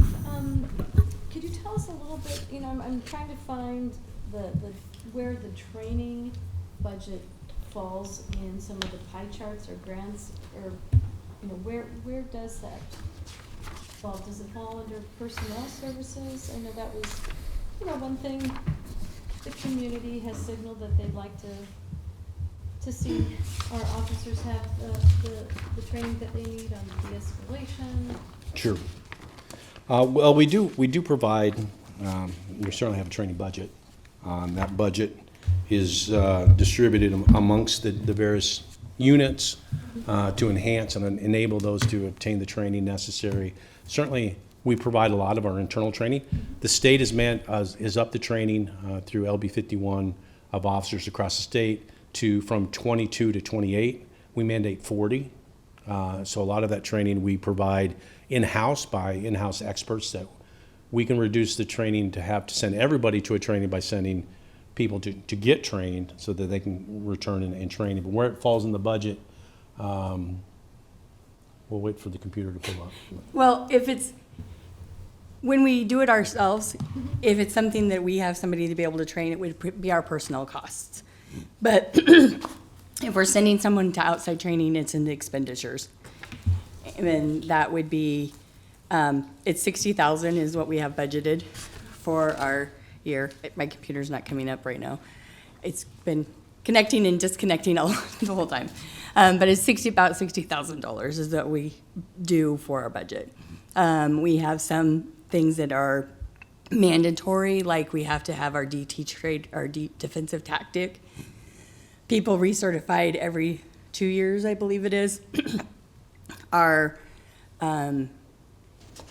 for shooting, for qualifying, we have to have our firearms instructors certified.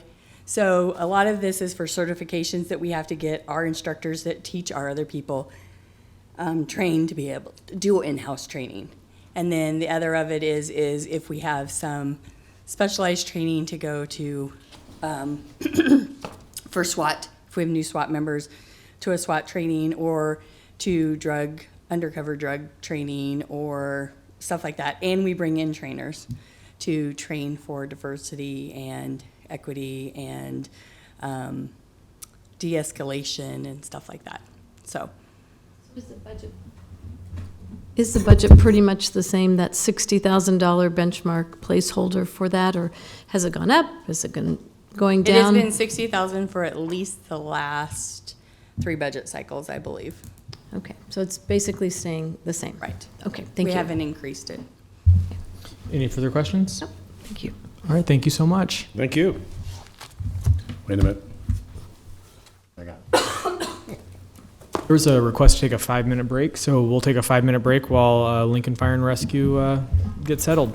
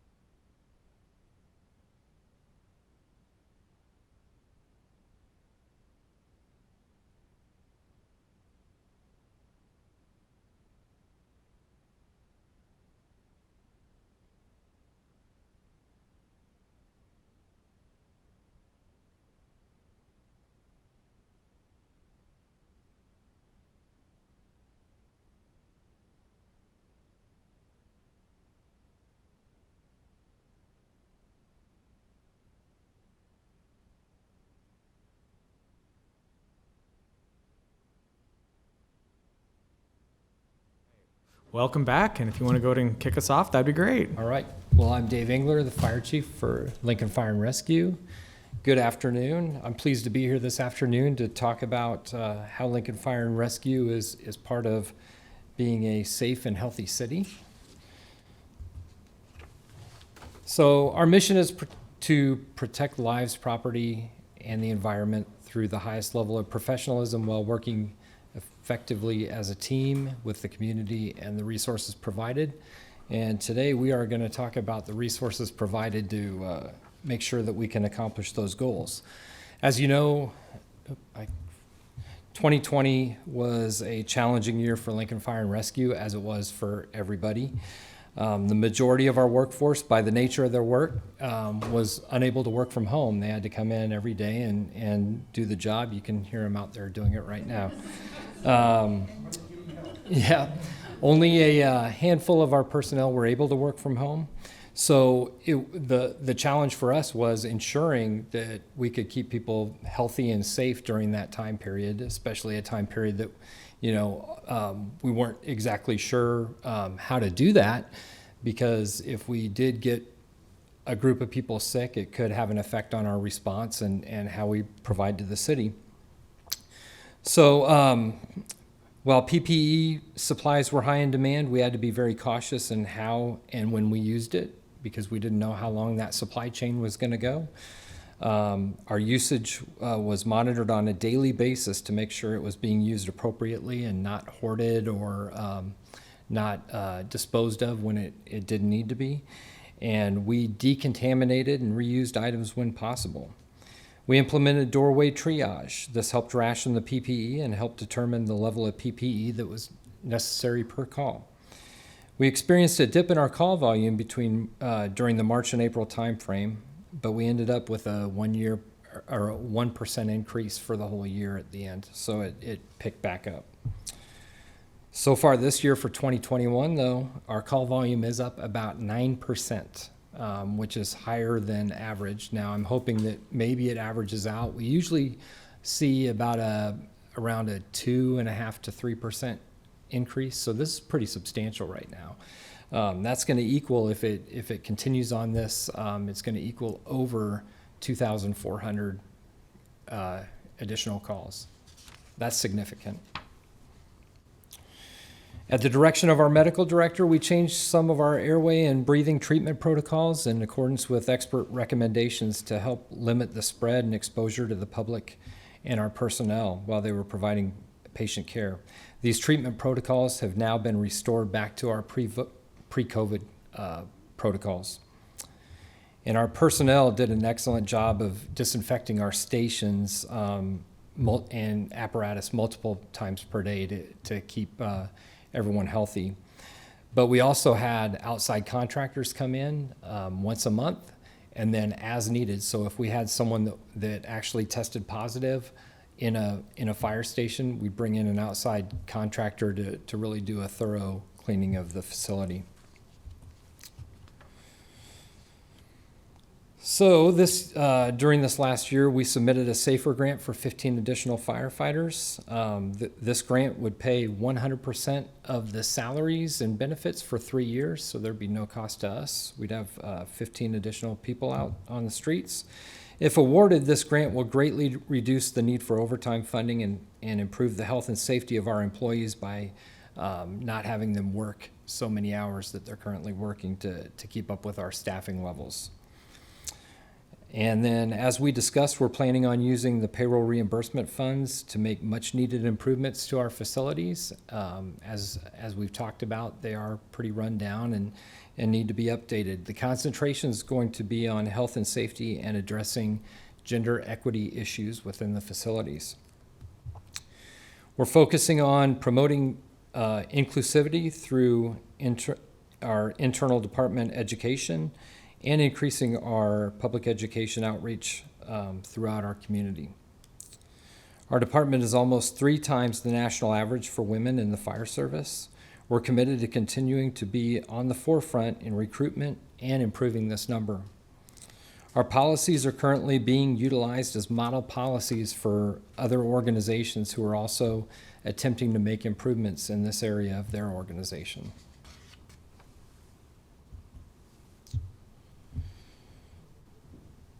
We're very proud of our efforts to be one of the top in the nation at our cardiac arrest saves. We'll discuss this a little bit in greater detail later on in the presentation. We continue to work on improving ambulance response times throughout the city with a focus on leveraging technology to make those improvements. In May of 2020, we opened Fire Station 16 to improve coverage in Far East Lincoln. And then we've purchased land in the 40th and Yankee Hill area to ensure we are prepared to meet those response needs in South Lincoln, as that is an area experiencing considerable growth. With a full year of Fire Station 15 at 66 and Pine Lake Road, we were able to experience a 25% reduction in response time in that area. That equates to about 3 minutes per call, which is very significant. I think it goes to show the value added when we do establish a new fire station in some of those growth areas that are underserved. The other portion of this is what it does is it also keeps the apparatus from responding from other areas and pulling that resource out there. So it helps improve response time across the city, but this is significant for just that area alone. Here's our organizational chart, and we'll talk about the operations section here in a little bit, but just in brief, our daily head count is we run with a minimum of 88 per day. And on shift each day, we have 16 engine companies. We actually have 4 ladder trucks. That says 5, but there's 4. And as a side note, we've had 4 ladder trucks since 1954. 1954. So I would say maybe the 5 ladder trucks is a little bit of foreshadowing and wishful thinking, but 1954 is a long time. And then 7 ambulances on shift per day. Here's just an overview of the personnel, and as you'll see, we're looking at adding 5 personnel during this budget cycle. And here's just an overview of our budget with 77% coming from the general fund, 17% from our EMS enterprise fund, and 6% from the grants and aid.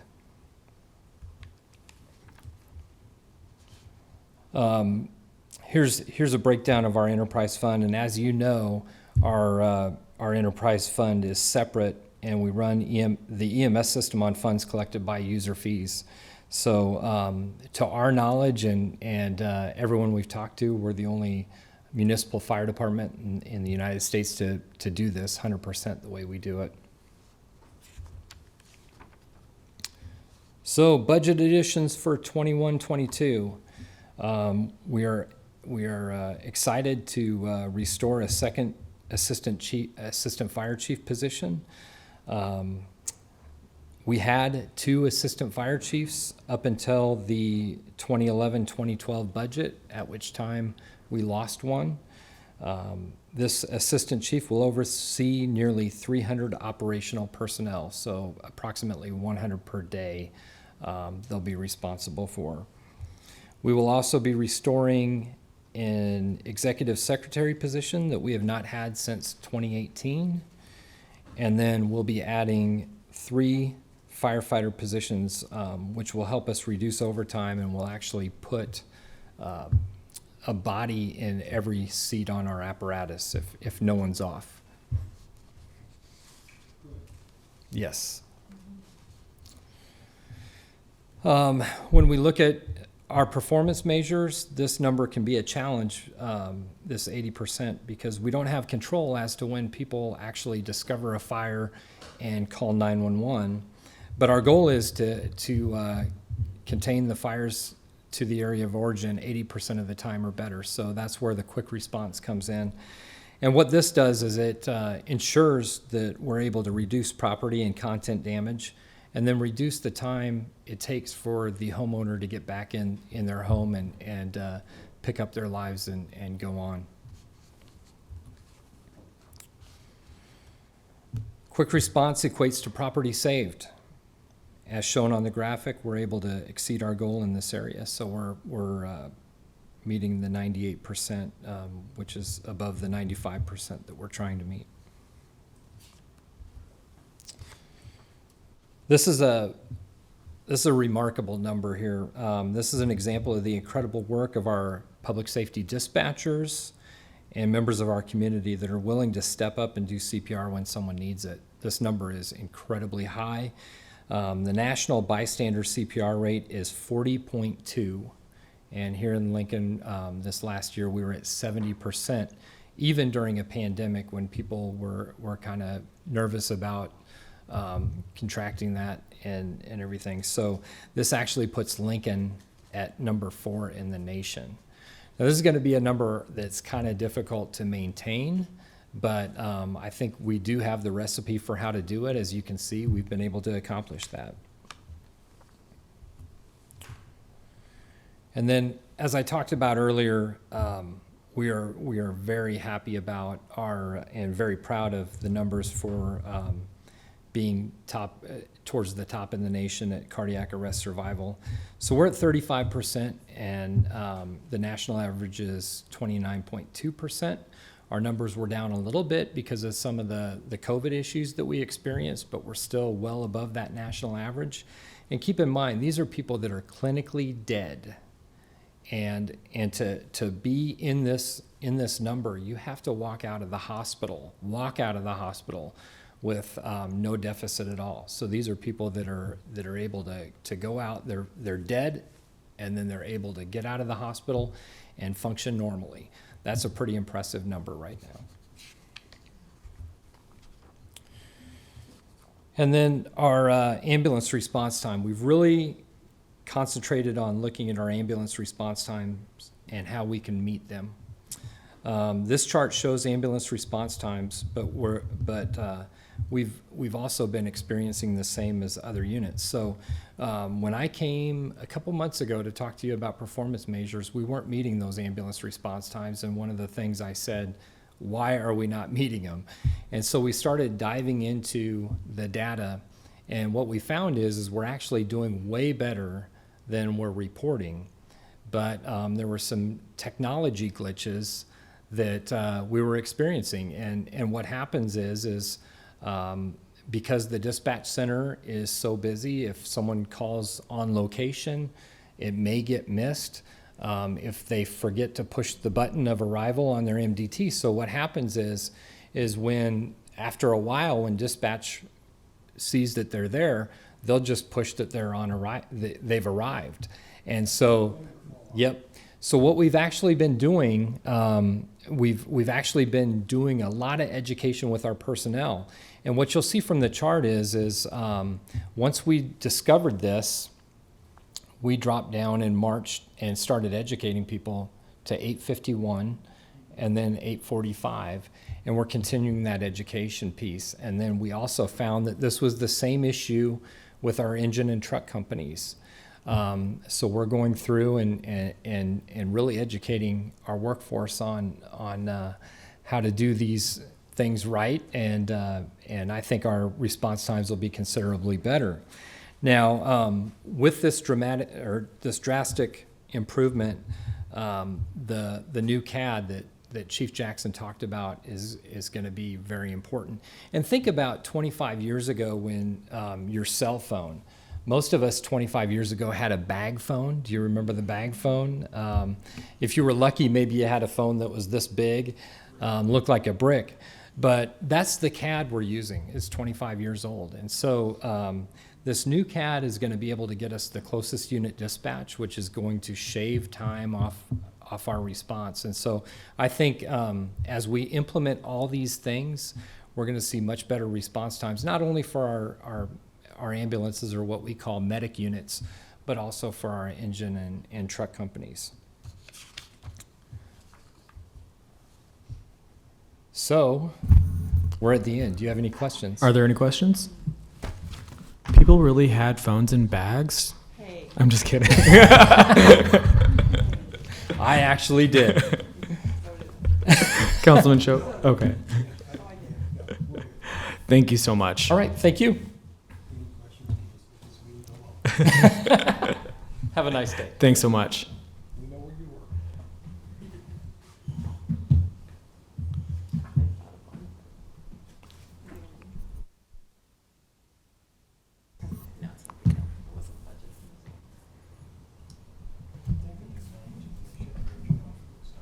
Jan was going to give our report.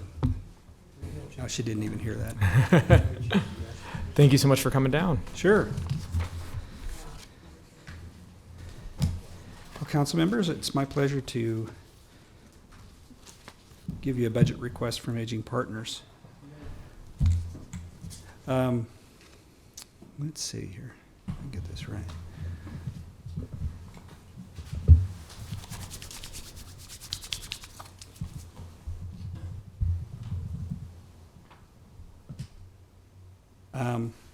Bottom line, our mission at Aging Partners is that older people in Lincoln, Lancaster County will live independently and as safely as possible to enjoy a full life of their choice.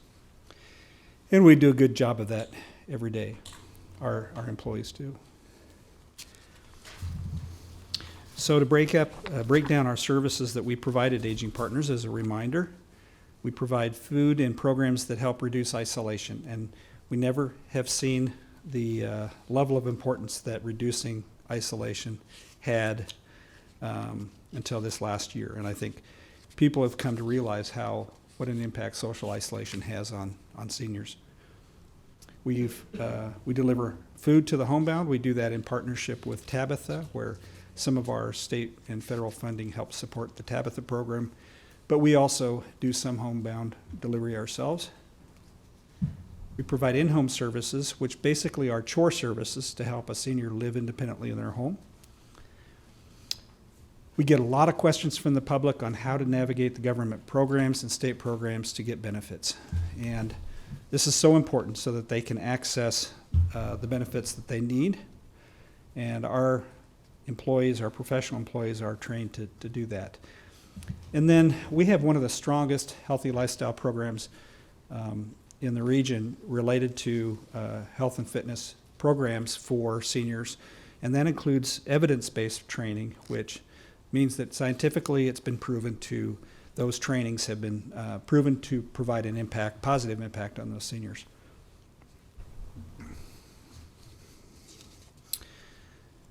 So in terms of the second goal within the city, in terms of growing a future of opportunity and equity for all Lincoln residents, we have a very close relationship with the Asian Community Center, and we actually have a senior center there at the Asian Community Center. We operate an Aging and Disability Resource Center in-house, which is, we've expanded our assistance in terms of information and providing guidance to persons with disabilities, whether they're 60 and over or not. And that's a state-funded program. We prioritize our programs based on poverty level, and those that are at 150% of poverty receive the highest priority in terms of our services. We successfully showed this last year that we've been able to function under a continuity of operations plan so that when our typical methods of delivery need changing, we can adapt, and we did that quite well this last year. And the new Neighborhood Link program was developed last year in response to COVID, and that's included in our budget plan. We still see growth projected for the Lincoln area in terms of the growth of the senior population, and if you look at the 2025 number, we will, in 5 years, have 66 more people that are seniors than we will have ages 0 to 19. So basically, our senior population will exceed the age group of children who are eligible for school. We see a 20% increase from 2025 to 2030. And we're seeing tremendous growth in that age group of 80 to 84, with a 77% increase between 2025 and 2030. That is the age group that will require the greatest amount of services and supports from us.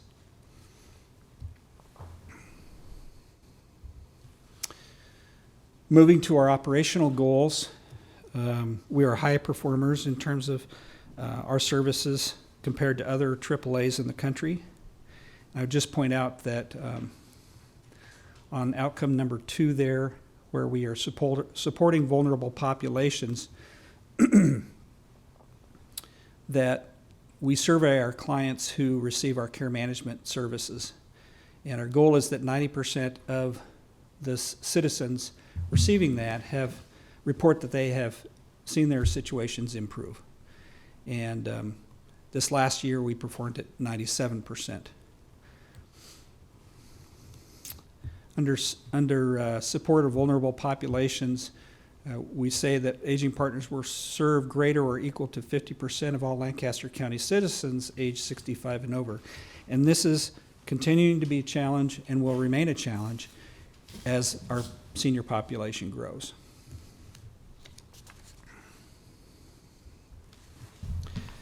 From a budgeting standpoint, of course, our heaviest investment is in personnel, like it is in most service agencies. The personnel represents 72% of our entire budget, and that's a 4.9% increase over last year's budget. What that looks like in terms of numbers, in terms of staff numbers from all our funds, we're remaining relatively stable with a budget here of 45.01 staff, compared to this last year, which was 44.81, and the year before was higher at 46. So we're still finding ways of serving an increased population effectively.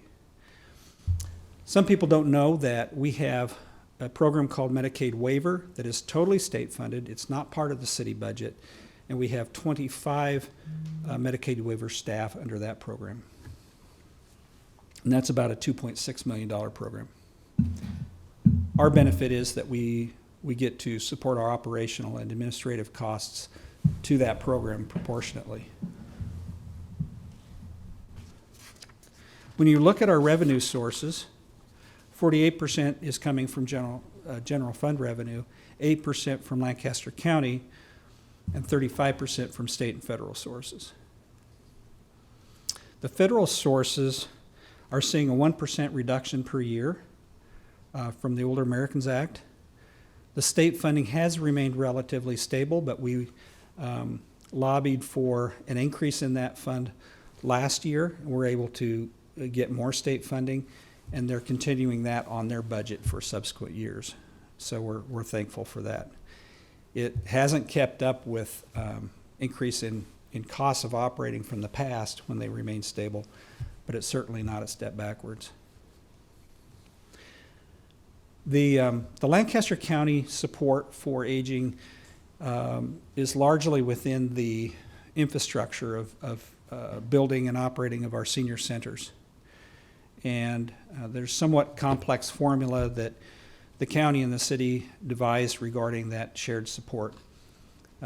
Basically, the downtown center is 50% supported by the county and 50% supported by the city. And then other operations out of that downtown center is a 90% for city, 10% for the county.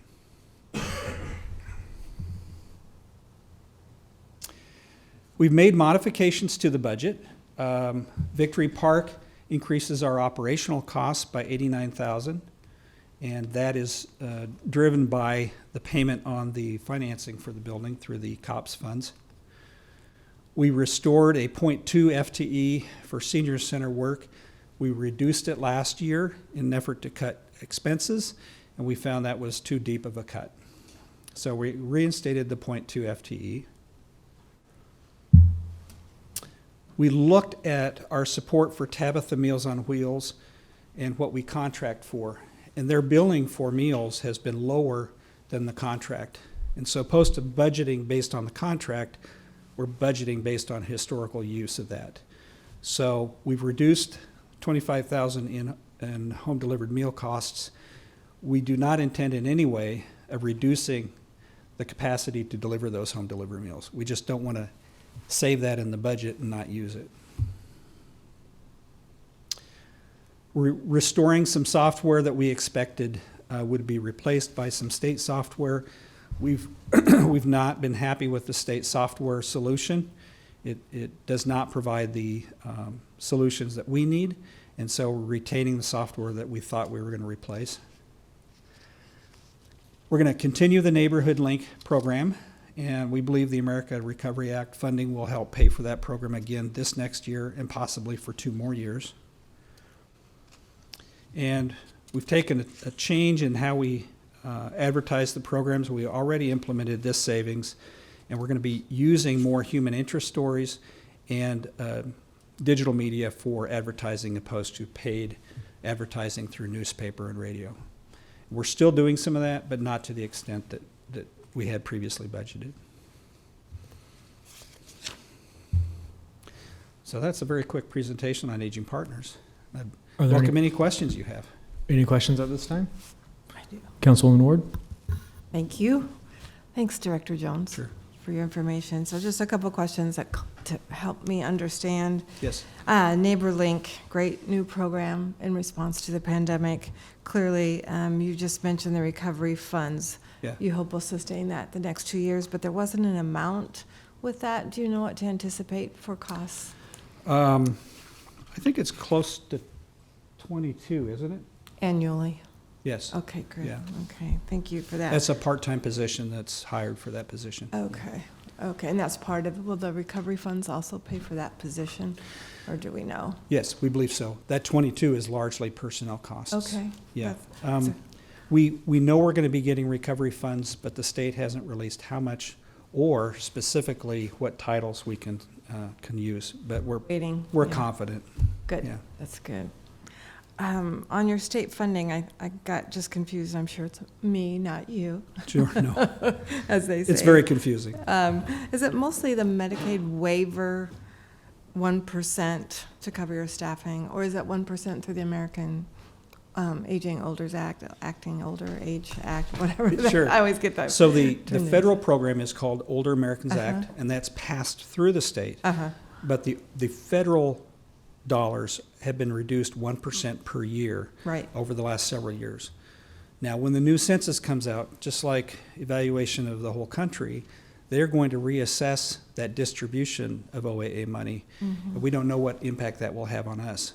We don't expect that to increase for us. We expect it to increase for the states that have larger volume of senior citizens. So the federal money has reduced 1% per year over the last several years. The state money has remained stagnant over the last several years. Last year, we were able to get a bump, and that bump is going to continue the same rate, but still stagnant from now on. So not necessarily a decrease to Correct. you from That's the correct. state, from state government? Correct. Is that right? Yes. Okay. So in terms of your Medicaid waiver staffing, I know there were a couple of years ago, maybe before I was on council, I can't remember when we talked about this, where I thought you might have to eliminate positions in your Medicaid waiver program. Is that still at risk in order to administer Medicaid waiver? Well, we'll never say never, but since that time, and that was we came really close to that about 4 years ago when the state developed a new model Okay. that was following other states. Okay. That has changed periodically. I think since then, there have been 3 changes in Medicaid directors at the state level. At least, yeah. At least. So the word currently from the current Medicaid director is that it's not on the board of to-do lists. Doesn't mean it won't happen down the road, but for now it's safe. What we've done with Victory Park, because we anticipate that not being a 40-year program, is we're Right. segregating that space so that we have the ability to close that space at a future date if we have to. So it doesn't commit us long-term for Medicaid waiver. Got it. Okay. So as I look at your graph of funding sources, is it Yes. still, I'm sure this is still, is it fair to say your state and federal funding is still at 35%? Yes. Okay. Yeah. Are you thinking the 1% is a non-issue in terms of state dollars that to be reduced? Is that what I'm hearing? The federal dollars? Mm-hmm. Well, we've been fortunate this last year because of the CARES Act funding. We've been able to recover some of those losses that way. This last year, we also had this slight bump in state funding. The longer it continues, of course, the harder it is to keep up with the cost of providing services with a decreased budget. Right, But right. I think we're going to be fine over the next couple of years. Better than you would have said a couple of years ago. Yes. Is that fair? Okay. that's good. very fair. I'm just trying to get a picture of Yep. what's happening in the Absolutely. senior population world. So, okay. Thank you very much. You're welcome. Thank you, Councilman. Any further questions? Seeing none, thank you so much. Thank you.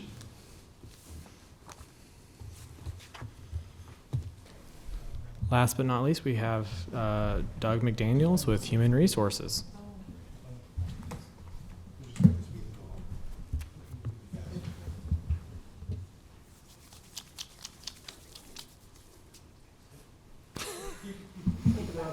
A lot there, pardon me. Council, thanks for the opportunity to present the human resource budget for this next fiscal year. I know I'm the last presentation, so thanks for your patience in sitting through this. Hopefully you're not looking forward to the end of my presentation to be done. All right. Well, here's the mission of HR. You may have seen this previously, but the mission of Human Resources is to competently, efficiently serve the employees and citizens of the city of Lincoln and Lancaster County in all aspects of human resource and risk management. We're dedicated to the fair, equitable treatment of all individuals, whether citizen, applicant, or employee, by providing professional service in an ethical, courteous, and timely manner. That's what we always strive for. We're a joint department serving both city and county. You may realize that, but sometimes the gravity of that is not understood totally when you have two totally different organizations asking for your expertise and time. Our services are generally dedicated by other departments' needs, both planned and unplanned. So we try to anticipate, but many times it's unplanned, and we have to pivot. Well, as much as I don't like the terminology, we've come to understand it. We're impacted and involved in growth and progress experienced by any city or county department. So if a technology changes in some department, that may require new equipment, that may require new classifications, that may require union negotiations, what have you. So almost anything that happens that changes in a department may have a trickle-down effect to us, either in HR or in risk management and securing new insurance or liability for those equipments or policies and procedures. Our scope of services that we offer includes all aspects of recruiting, employment, benefits, compensation, and classification, the police and fire administration, employee relations, labor relations, including labor negotiations as well, training, education, corrective actions, ADA, Americans with Disabilities Accommodations, requests, random and for-cause drug and alcohol testing, workers' compensation, unemployment compensation, risk management includes workers' comp, claims, liability, and safety. So it's the scope of some of the services, and then sometimes we take on other things that are not part of that scope. We have 6 unique divisions in HR: benefits, comp and class, along with labor relations in that division, employment, employee relations and training, HR operations, police and fire pension, and risk management. Within this budget, the things that we're trying to address is to provide support and continued knowledge transfer of Oracle. HCM stands for Human Capital Management. That is our new payroll and human capital management system. Enhanced training and organizational development throughout the city and the county. It's an area of need that we've not addressed adequately over the several years. Enhance the city's diversity, equity, and inclusion strategies. And again, we serve the employees that serve the citizens of the community. We're not on the front lines, but we serve those people that are.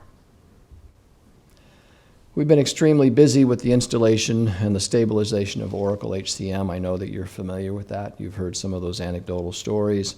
That replaced Tesseract payroll system, close to 14 to 18 months for the installation. We're still going through some of the growing pains and learning things as we move through that.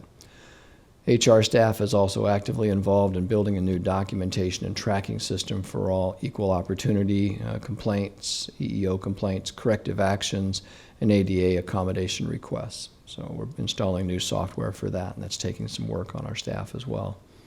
Risk management has remained very active in numerous claims, additional training on safety practices and risk mitigations, whether it be flood claims from the previous floods, building expansions, things such as that.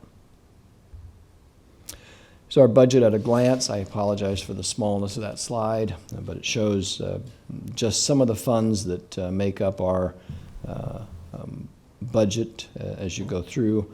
And of course, you'll see some of the higher items in terms of police and fire pension and also the self-insured health plans and some of the others that are involved in that.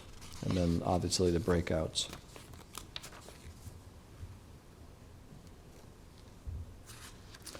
The significant changes within this budget in the FTE category, the creation of training and development division. Currently, there's just 2 of us within the department that do training.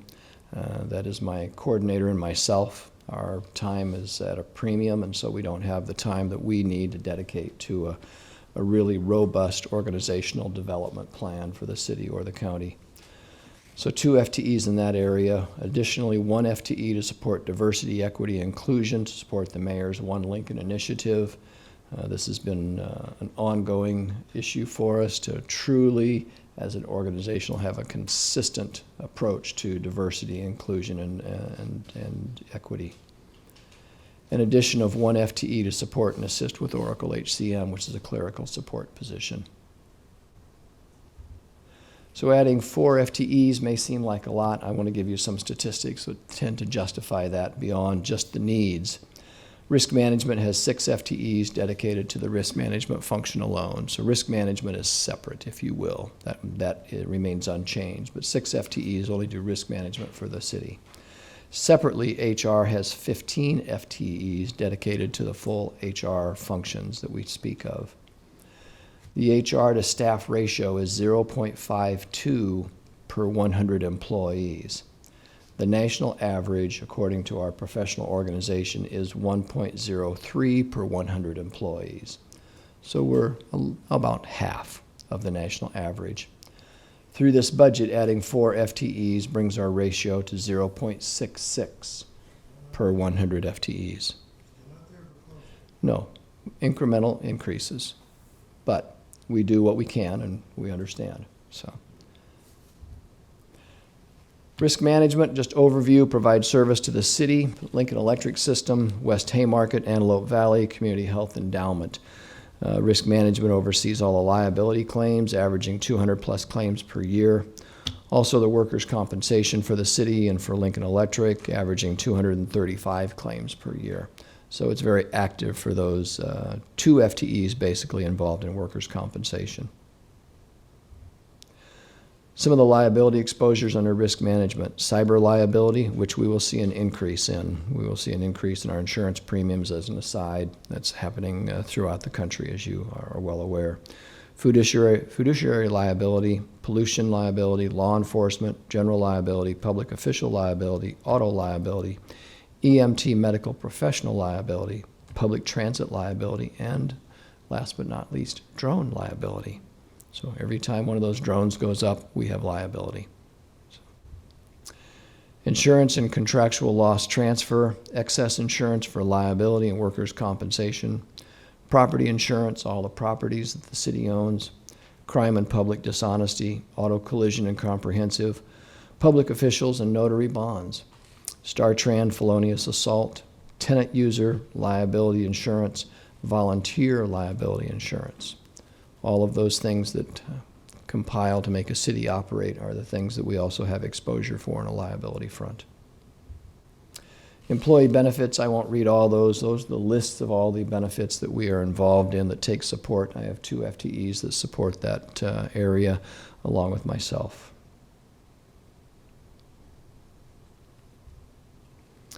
HR operations, this is the area and behind the scenes that does all the work within Oracle and all of our other systems. They processed this past year over 4,500 personal actions. Those could be new hires, those could be salary actions, those could be changes in positions, those could be leave of absences, those could be family medical leave, all of those. They processed 68 unemployment compensation claims as well. As I said, they were heavily involved in Oracle HCM build process, and they're still heavily involved day to day with the ongoing maintenance support and report writing. Police and fire pension. I have 1 FTE that does all the work in police and fire pension. Oversees the administration of the defined benefit program with 1,200 plus members and assets of approximately $300 million. Since 2013, we have reduced the investments from 45 funds down to 16 funds, lowering the risk and expense and improving performance. We have mandatory reporting for the state of Nebraska, but also for City Council and the Mayor's office. We have contract management for actuary, disability claims, investment advisor, our drop advisor, deferred retirement option plan, U.S. Bank monthly payroll, and directed trustee and investment assets. We do have a new web system that provide our employees and retirees easier access to their pension data, so they're not calling in, they can access themselves. This graph shows you a little bit of the pension member growth from 2008 to 2020. You'll see that in almost every category our participant number rises, whether it be an inactive but vested, our beneficiaries, our disabled, our employees, those in the drop plan, and those who are active.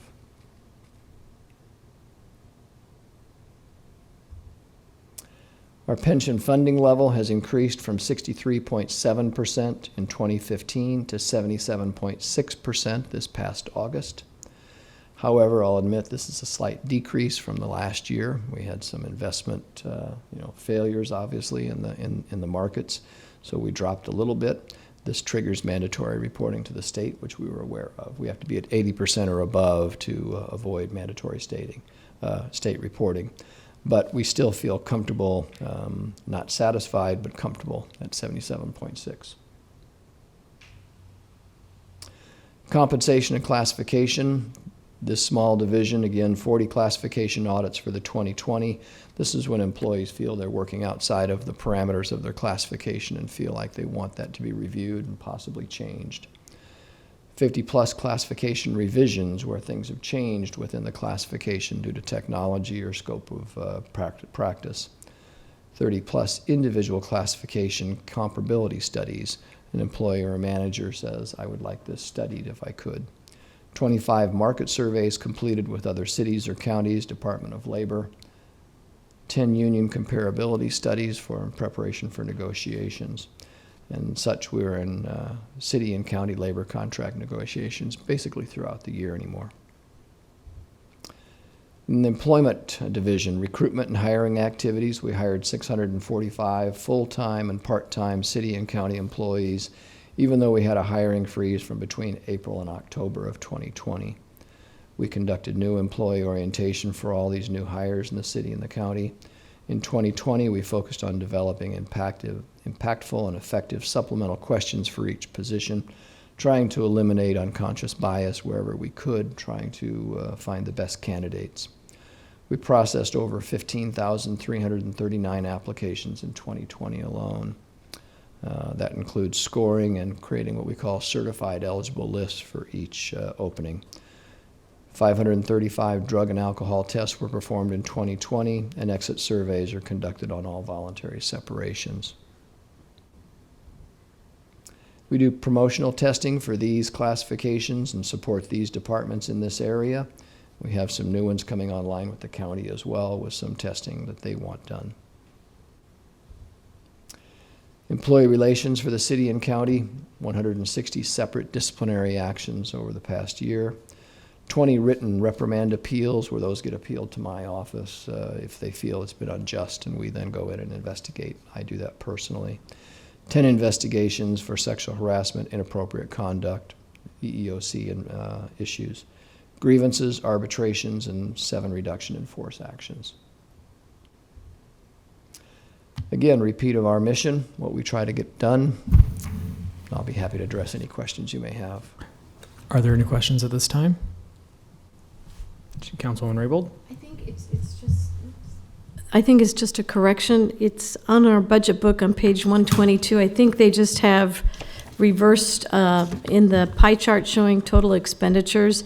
They had other services and charges when I saw it. It said 72% in our book. And then it said personnel services only 27%. They're flipped, I know. Okay. But the question I had, what are the other services and charges that come up to about 27% of the expenditures? I might turn to finance to help because they segment that out. I'll have Sherry come up. Yeah.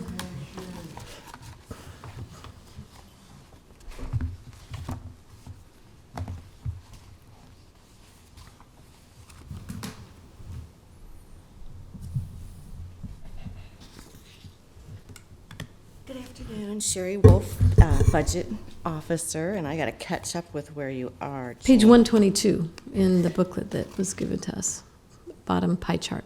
Okay, and so I'm looking here. So essentially, the other services and charges for human resources are largely all of our insurances, health insurance, all the risk management funds. So they are a really unique department in that regard because you don't think of Doug having one of the biggest budgets because he has so few employees, perhaps, but he's responsible for a large number of dollars in all of those insurance programs.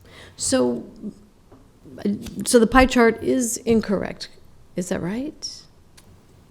At the bottom, the pie chart showing expenditures. Other services and charges, well, that would be the 62.1 million that is made up of the insurance categories, where the personnel is 22.9 million. Right, what is the, Slide is the top. So you have 2 charts in the book. right. Right. And I'm looking at the bottom chart on total expenditures budget 2021, 22, all funds. And I don't have that pie chart on my slide. Here. He's not displaying that slide. Yeah. So, but you're looking at the slide, right? Yeah. So your slide that I know. you have up here Is this is the revenues. Revenues. Correct. The expenses. So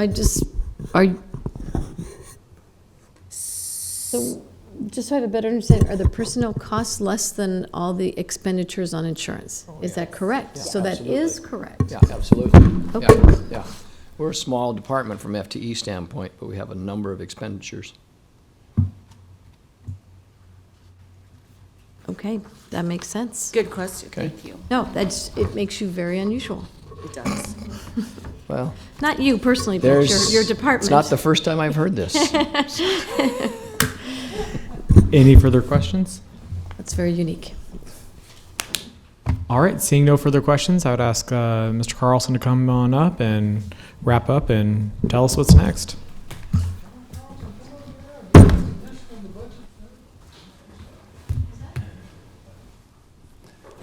Yes, good afternoon.